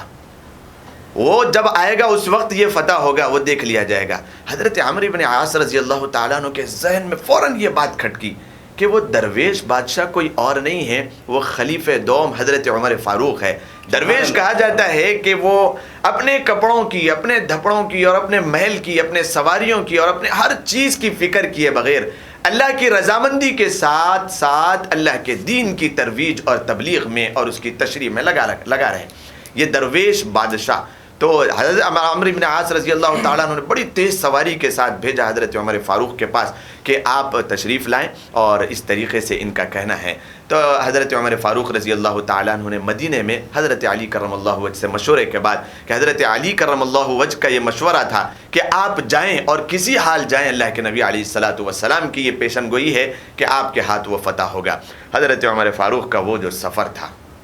وہ نرالا سفر فلسطین اور شام کی اس تاریخ میں بڑے سنہرے ورقوں میں لکھا ہوا ہے. ایسا سفر جو ہمارے لیے آئیڈیل ہے, وہ کیسا انسان ہے. وہ دیکھیں, ایک تنہا ایک غلام کو لے کر سواری کر رہا ہے, بس ایک گھوڑے پہ, وہ ایک اونٹ پر سوار ہے, اور ایک دورک آپ کا یہ تاریخی جملہ لکھا ہوا ہے کہ ایک منزل تک میں بیٹھوں گا اور تم نکیل پکڑ کر چلیں گے, اور پھر دوسری منزل تک میں نکیل پکڑ کر ایک غلام کی طرح میں جو ہے نا تمہیں بٹھا کر لے کر چلوں گا اور تم اونٹ پر سوار رہو گے. تو اس طریقے سے وہ پورا سفر طے ہوا. سفر کے بیچ کے دو واقعات بڑی زبردست ہے, لیکن وقت اجازت نہیں دیتا کہ میں اس کو سناؤں. بس میں سیدھا فلسطین اور مسجد اقصی کی طرف پہنچ رہا ہوں. حضرت عمر فاروق رضی اللہ تعالیٰ عنہ اس طریقے سے پہنچے ہیں کہ وہاں پر اب انٹر ہونا ہے, داخل ہونا ہے. غلام آپ کا اونٹ پر بیٹھا ہوا ہے اور آپ نکیل پکڑ کر چل رہے ہیں. تو غلام نے کہا کہ اب تو مجھے معاف کر دیں,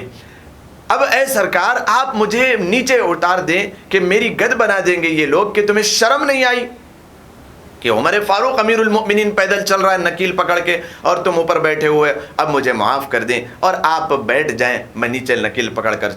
چلتا ہوں. تو یہ جملہ آپ کا حضرت عمر فاروق کا کتابوں میں لکھا ہوا ہے کہ الدور دورک,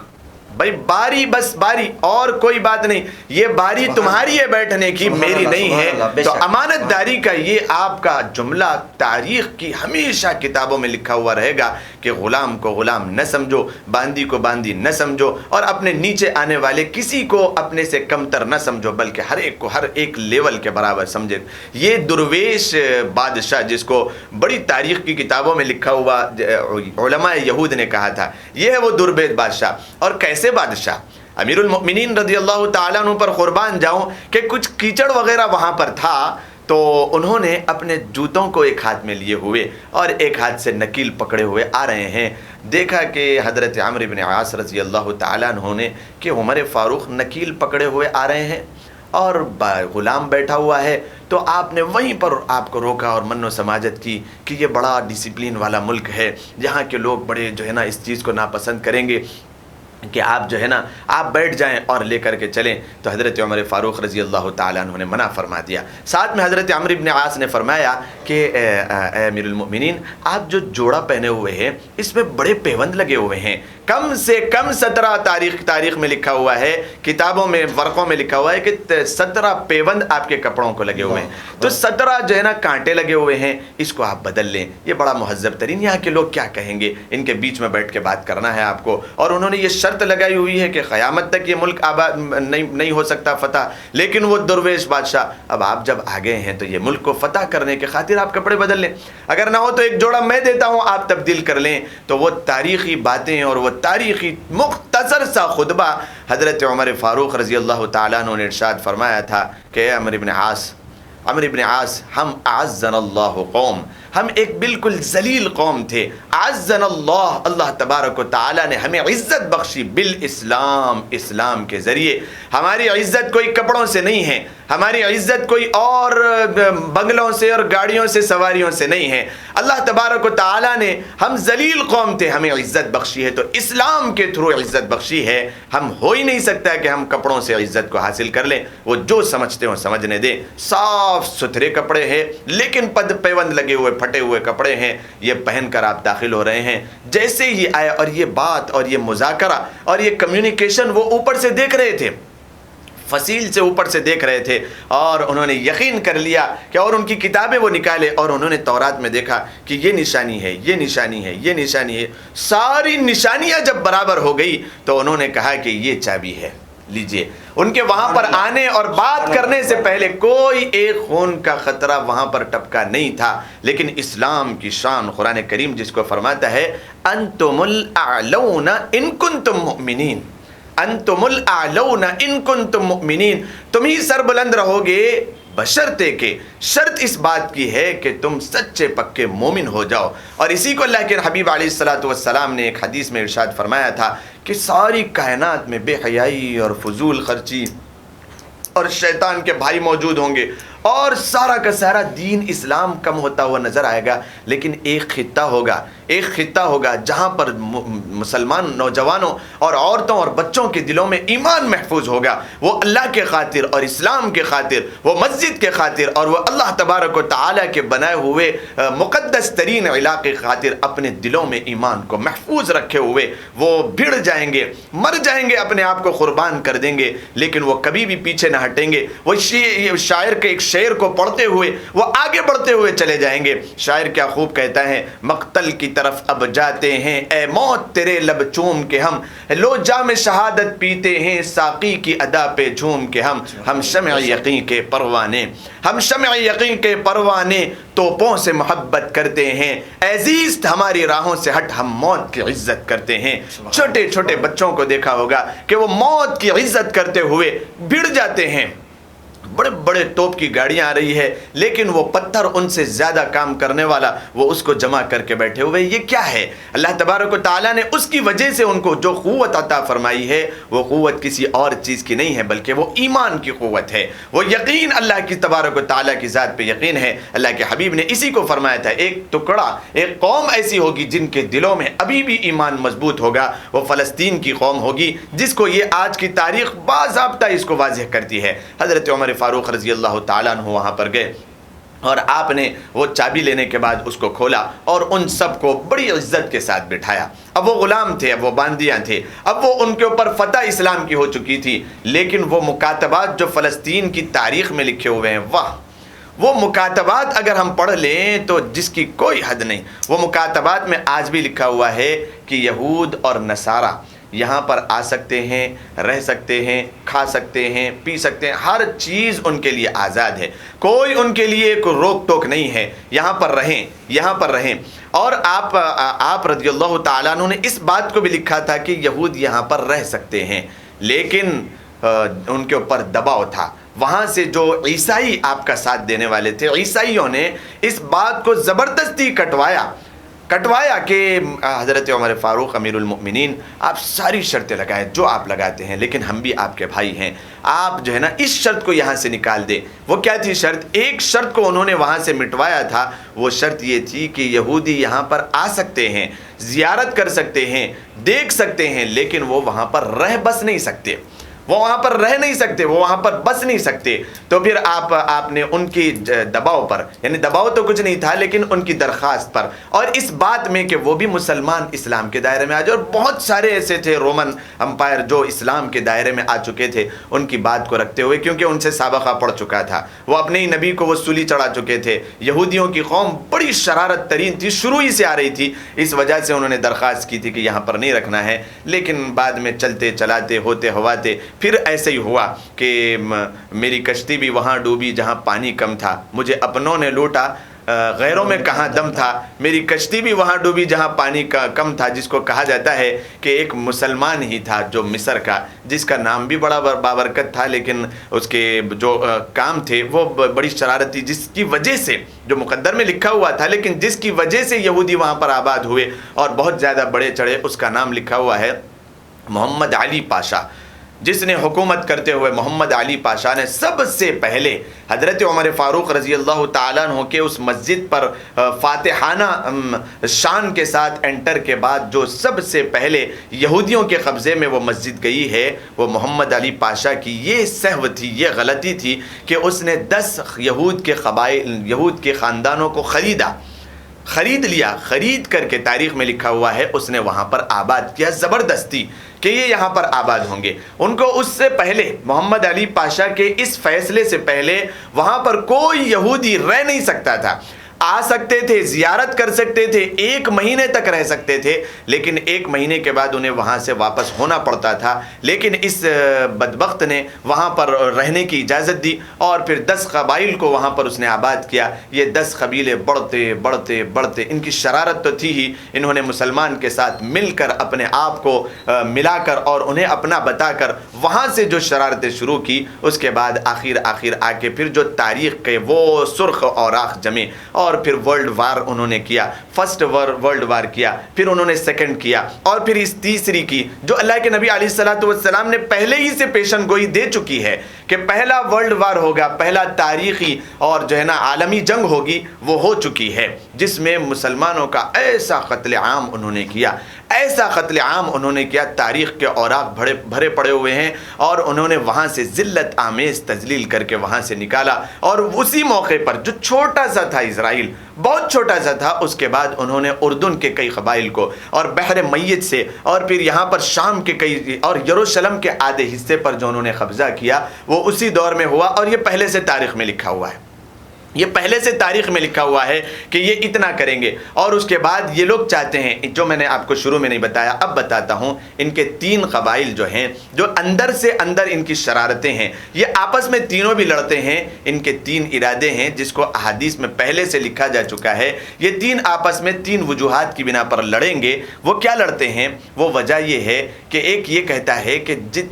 ایک جو کہتا تھا کہ جتنی ہماری سرزمین ہے، جب ہم نے 1948 میں یہاں پر حکومت بنا لی، جب پڑوس ملک آباد ہوا 1947 میں، اور 9 مہینے کے بعد 1948 میں پاکستان کے بننے کے بعد، پڑوس ملک میں کہہ رہا ہوں، اس کے بننے کے 9 مہینے کے بعد یہاں پر جو ہے نا اسرائیل کی سب سے پہلی جو حکومت قائم ہوئی اور انہوں نے اپنا ایک الگ ملک بنایا۔ اس میں بھی کچھ وجوہات ہے، وہ میں آگے انشاءاللہ آپ کے سامنے بیان کروں گا۔ اس کے بعد سب سے پہلے انہوں نے جو صہیونی تحریک کو چلایا، صہیونی یہ بھی جو ہے نا ایک پہاڑ کا نام ہے جو مسجد اقصی بنی ہوئی ہے، وہیں پر ایک پہاڑ ہے، اس کا نام صہیون ہے، جس کا نام دے کر انہوں نے صہیونی تحریک چلائی۔ اور صہیونی تحریک کے بعد اسرائیل نے اپنے رقبے کو بڑھایا اور غاصبانہ حملہ کیا، اور اس میں جو لڑائی ہے وہ اس میں 3 جو قبائل ہے وہ کہتے ہیں، پہلا کہتا ہے کہ جتنی سرزمین مل گئی اس میں رہو، آرام سے رہو، اور اپنے جو فاسد مفاد ہے وہ یہیں سے ہم ترویج دیتے جائیں۔ اور انہوں نے سب سے پہلا کام یہ کیا، بینکاری کا کام شروع کیا، سود جس کے متعلق اللہ اور اس سے رسول سے غداری ہے، سب سے پہلے شروع کرنے والا یہی ہے، یہیں سے اسرائیل سے وہ شروع ہوا، بینکاری کا نظام، اور پورے کے پورے عیسائیوں کو اپنے اس میں لے کر انہوں نے بینکاری کا نظام شروع کیا، اور سب کے پاس سے پیسے جمع کر کے اپنی تجارت انہوں نے شروع کی۔ اتنا پیسہ ان کے پاس کہاں سے ہے؟ تو یہاں سے ہے، وہ یہاں سے سب سے پہلے انہوں نے یہ شروع کیا۔ یہ ایسا نہیں ہے کہ آدم علیہ الصلوۃ والسلام سے ان کو وراثت میں مل گیا، انہوں نے شرارتی کی، اور ان کی آپس میں جو تبدیلیاں ہیں اور لڑائی ہے اس کو میں بیان کروں آپ کے سامنے کہ سب سے پہلے انہوں نے وہاں سے اس چیز کو، اور اس میں کامیاب ہو گئے، بہت پیسہ انہوں نے جمع کیا۔ پھر ورلڈ وار جو انہوں نے پہلا کیا، اس میں انہوں نے بہت سارے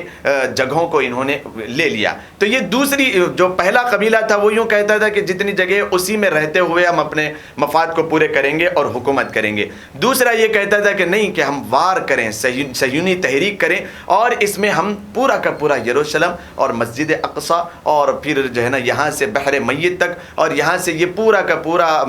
ہم جو ہے نا لوٹ مار کر لیں اور اس میں قبضہ کر لیں۔ اور یہ تو ہمارے باپ داداؤں کی وراثت ہے کہ سلیمان علیہ الصلوۃ والسلام یہیں آئے, موسیٰ علیہ السلام یہیں آئے. ان کی وراثت ہے, یہ ہمارے باپ داداؤں کا شہر ہے, یہ کسی کا نہیں ہے, یہ چاہتے ہیں. اور یہ دوسرے تیسرے والے یہ چاہتے ہیں کہ ہم یہاں پر رکیں گے نہیں. اور یہ بالکل ان کے جو ہے نا, جو علماء کہا جاتا ہے, ان کے جو بڑے ہیں وہ بہت ہی زیادہ گھٹیا ذہنیت کے حامل ہے. وہ لوگ بالکل انسان کو انسان نہیں سمجھتے, اپنے سے ہٹ کے. یہودی کے علاوہ جتنے ہیں, وہ عیسائی ہو, مسلم ہو, مشرک ہو, کافر ہو, کچھ بھی ہو,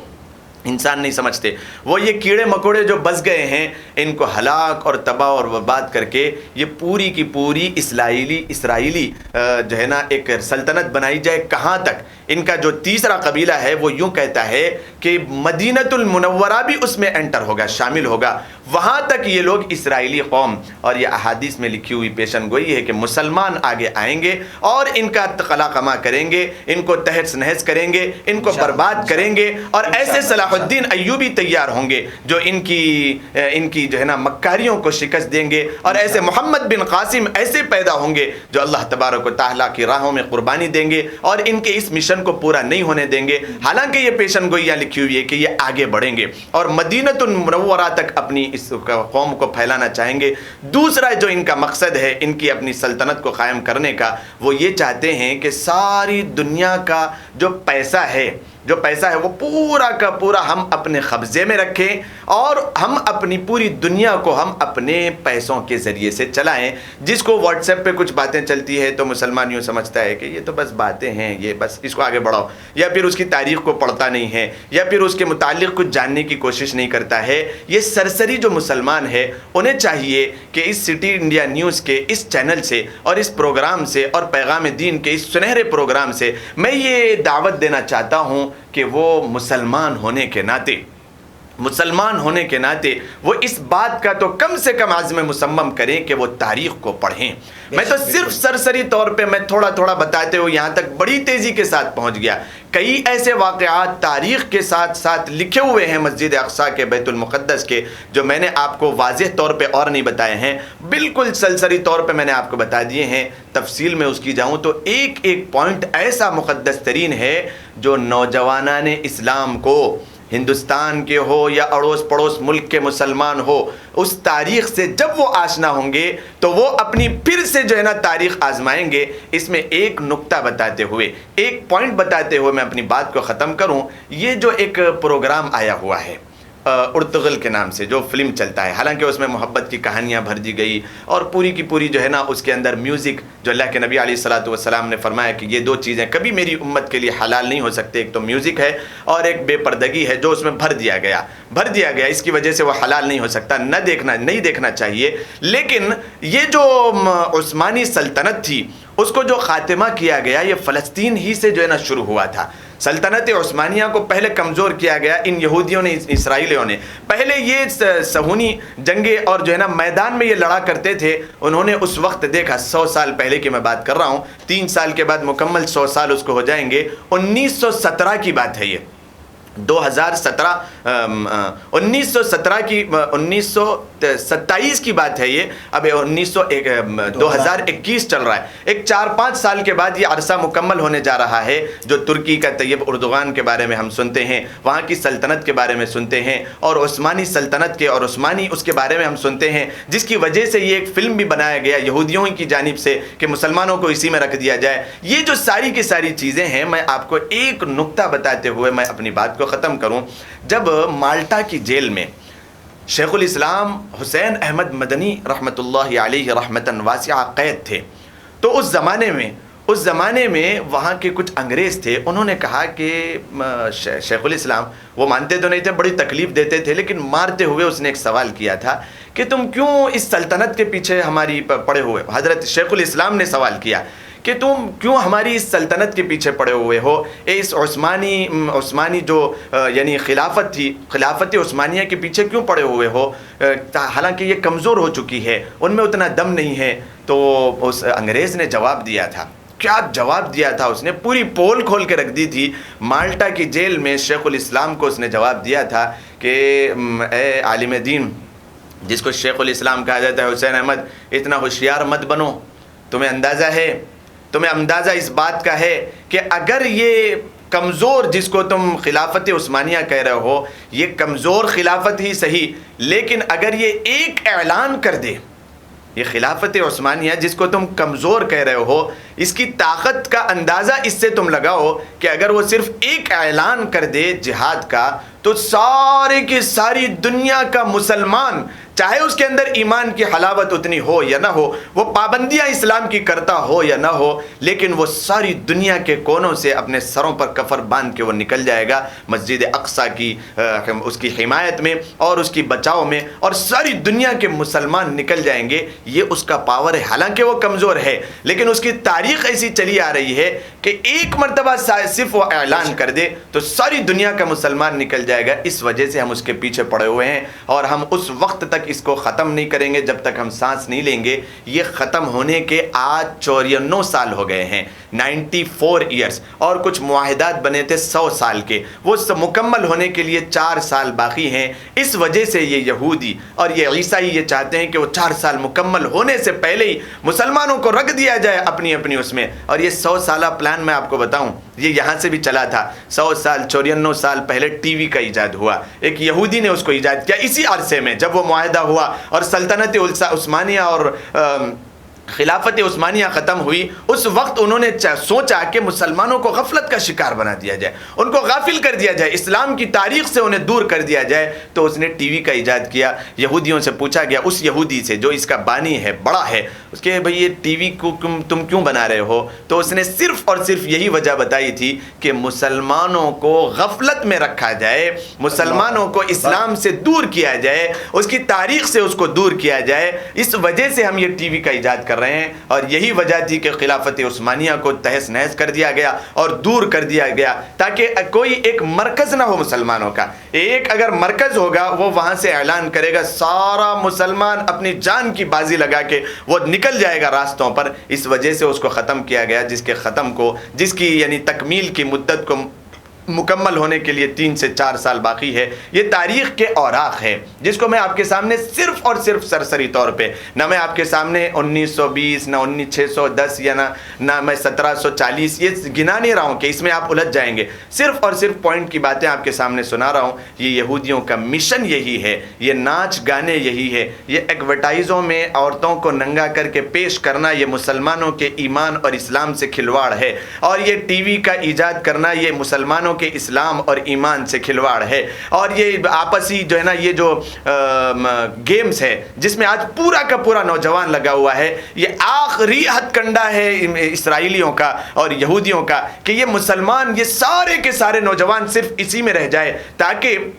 ان کے دلوں سے ایک مسلمان کی اور ایک انسان کے خون کو دیکھ کر ان کے اندر حمیت نہ جاگ جائے انسانیت کی، اور اسلام کی غیرت انہیں اس بات پر اجاگر نہ کرے کہ دشت دو دشت دریا بھی نہ چھوڑے ہم نے، بحر ظلمات میں دوڑا دیے گھوڑے ہم نے، یہ کہتے ہوئے وہ کہیں میدان میں نہ آ جائے۔ ان کو لگا کے رکھو، انہیں خونہ خون کرو کہ وہ لوگ صرف اور صرف یہ کرتے ہوئے وہ سمجھتے ہیں چھوٹی سی بات ہے کہ ہم گیم کھیل رہے ہیں۔ یہ بڑا ہتھ کنڈا ہے، یہ آخری ہتھ کنڈا ہے، اور یہ آخری وار ہے جس کو انہوں نے اعلانیہ طور پہ اعلان کر دیا کہ یہ آخری وار ہے۔ اس کے بعد اللہ کے نبی علیہ الصلوۃ والسلام نے ساری تاریخ بیان کر دی ہے اس کے پیچھے کہ اب مہدی علیہ الصلوۃ والسلام کا ظہور ہوگا، اور یہ جو ورلڈ وار پہلا ہوا تھا اس کی بھی پیشن گوئی ہے، دوسرا ہوا تھا اس کی بھی پیشن گوئی ہے، یہ تیسرا ہے۔ یہ تیسرا کیسا ہے کہ مسلمان نوجوانوں کو لگا دیا جائے اپنی عیاشی میں، اپنی عیش و عشرت میں، اور بہت ساری باریک باتیں آ رہی ہے جس کو میں اپنی زبان پہ نہیں لانا چاہتا ہوں۔ کئی ایسی چیزیں، کئی ایسی ہوٹلوں کی آباد کاریاں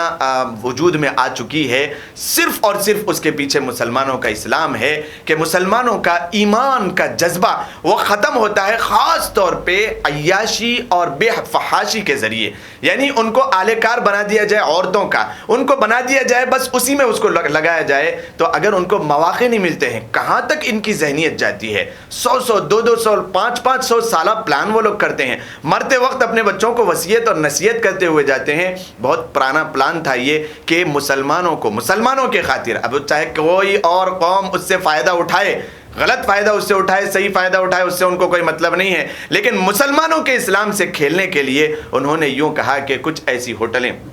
کچھ ایسے رومس، کچھ ایسی جو ہے نا خاص طور پہ جائیدادیں ہماری ہو جہاں پر آسانی کے ساتھ ایک مسلمان لڑکا لڑکی کو لے کر آئے تو اسے اپنی منہ کالا کرنے کے لیے جگہ مہیا ہو جائے. یہ اسی کا نتیجہ ہے جو جس کو جو ہے نا آج ہوٹلیں آسانی کے ساتھ مل جاتی ہیں اور زناکاری کے اڈے قائم ہوتے ہیں. اور یہ ساری کی ساری چالیں ہیں. یہ ایسے ہی ہوتا نہیں چلا گیا کہ ایسے ہی ہو جا رہا ہے اور یہ ایسے ہی ہو رہا ہے، یہ ایسے نہیں، بلکہ یہ بڑی سازش کا نتیجہ ہے. 100 سال پہلے جس کو اپنے ذہن میں رکھ کر وَمَكَرُوا وَمَكَرَ اللَّهُ انہوں نے کیا تھا، مکر کیا تھا، لیکن اللہ کے حبیب علیہ الصلوۃ والسلام نے اس کی انتہا کو ارشاد فرما دیا کہ اب یہ تیسرا وار ہونے جا رہا ہے جس کی وجہ سے ان کے دلوں میں صبر کا پیالہ اب لبریز ہو چکا. اب وہ کسی حال رکنے والے نہیں ہیں. ان کا تیسرا قبیلہ جو علماء کا ہے انہوں نے حکم جاری کر دیا ہے کہ مار دیا جائے، ختم کر دیا جائے، قبضہ کر لیا جائے، ہیکل سلیمانی بنا دیا جائے اور مدینہ منورہ تک سارا کا سارا قبضہ کر لیا جائے. اور یہ جو ہے نا وہ لوگ کوشش کریں گے، لیکن اللہ کے نبی نے فرمایا کہ ایک قوم ایسی تیار ہوگی جو ہے نا آگے آئے گی. مہدی علیہ الصلوۃ والسلام کا مکہ میں ظہور ہوگا، مہدی کا ظہور ہوگا علیہ الصلوۃ والسلام. وہ کہاں پر ہوگا؟ مکۃ المکرمہ میں ہوگا. وہاں پر چکر لگاتے ہوئے بندی کر دو، کوئی ایسی بیماری لاؤ، بندی کر دو، وہاں کا طواف ختم کرو کہ وہاں پر نہ مہدی علیہ الصلوۃ. یہ ہے وَمَكَرُوا. میں بہت زیادہ باریک باتیں آپ کو یہاں سے نہ بیان کروں کیونکہ یہ چینل ہے. دعا ہے کہ اللہ تبارک و تعالی اس کے ذریعے خوب دین اور دنیا کا کام لے، لیکن یہ سارے کے سارے مکر و فریب ہے. واقعتاً یہ مکر و فریب ہے کہ لوٹا جائے اور ان کو کھسوٹا جائے، ان کو غارت کیا جائے. جتنی احادیث اللہ کے نبی علیہ الصلوۃ والسلام نے بیان کی تھی اس کی خلاف مرضی میں یہ اسرائیل کرتے ہیں اور یہ یہودی کرتے ہیں تاکہ یہ اسلام غارت ہو جائے اور ختم ہو جائے. اللہ تبارک و تعالی سے دعا ہے کہ اللہ تبارک و تعالی فلسطین کی حفاظت فرمائے، وہاں کے مسلمانوں کی حفاظت فرمائے اور ایسے جیالے اور ایسے نوجوان تیار فرمائے اور ملکوں سے جو وہاں کی حفاظت فرمائے اور مسلمانوں کی اور ان کے مال کی، عزت کی، ان کے آبرو کی، سب چیزوں کی حفاظت فرمائے. اور میں دعا کرتا ہوں کہ ہمارے نوجوان مسلمانوں میں اللہ تبارک و تعالی فلسطین کی اہمیت، مکۃ المکرمہ کی اہمیت اور جتنی بابرکت ان مقامات ہے اللہ تبارک و تعالی ہر جگہوں کی حفاظت فرمائے. اور اللہ تبارک و تعالی اپنے حفظ و امان میں ان ساری کارکردگیوں کو مکمل فرمائے. اور اللہ تبارک و تعالی ہمیں وہ مواقع بھی دے جس میں ہم اللہ کے نبی علیہ الصلوۃ والسلام کے فرامین کو پورا کر سکے. اللہ تبارک و تعالی ہمیں عمل کی توفیق عطا فرمائے. میں پروگرام کے آج کے اس ایپیسوڈ کے آخر میں بس اتنا ہی کہنا چاہوں گا کہ تم ڈھونڈتی ہو آج بھی اے مسجد اقصیٰ، تم ڈھونڈتی ہو آج بھی اے مسجد اقصیٰ، ماضی میں جو صاحب ایمان کہاں ہیں، ماضی میں تھے جو صاحب ایمان کہاں ہیں، مسجد تھی جن کی دل و جان، اس دور میں یا رب وہ مسلمان کہاں ہیں، اس دور میں یا رب وہ مسلمان کہاں ہیں. ناظرین اب وقت چلا ہے آپ حضرات سے رخصتی کا. مجھے اپنے میزبان حافظ احمد اکرم عباس کو دے اجازت اور دیکھتے رہیے اپنا من پسندیدہ چینل صرف اور صرف سٹی انڈیا ٹی وی، حق کی آواز. جزاک اللہ خیر. السلام علیکم ورحمۃ اللہ وبرکاتہ.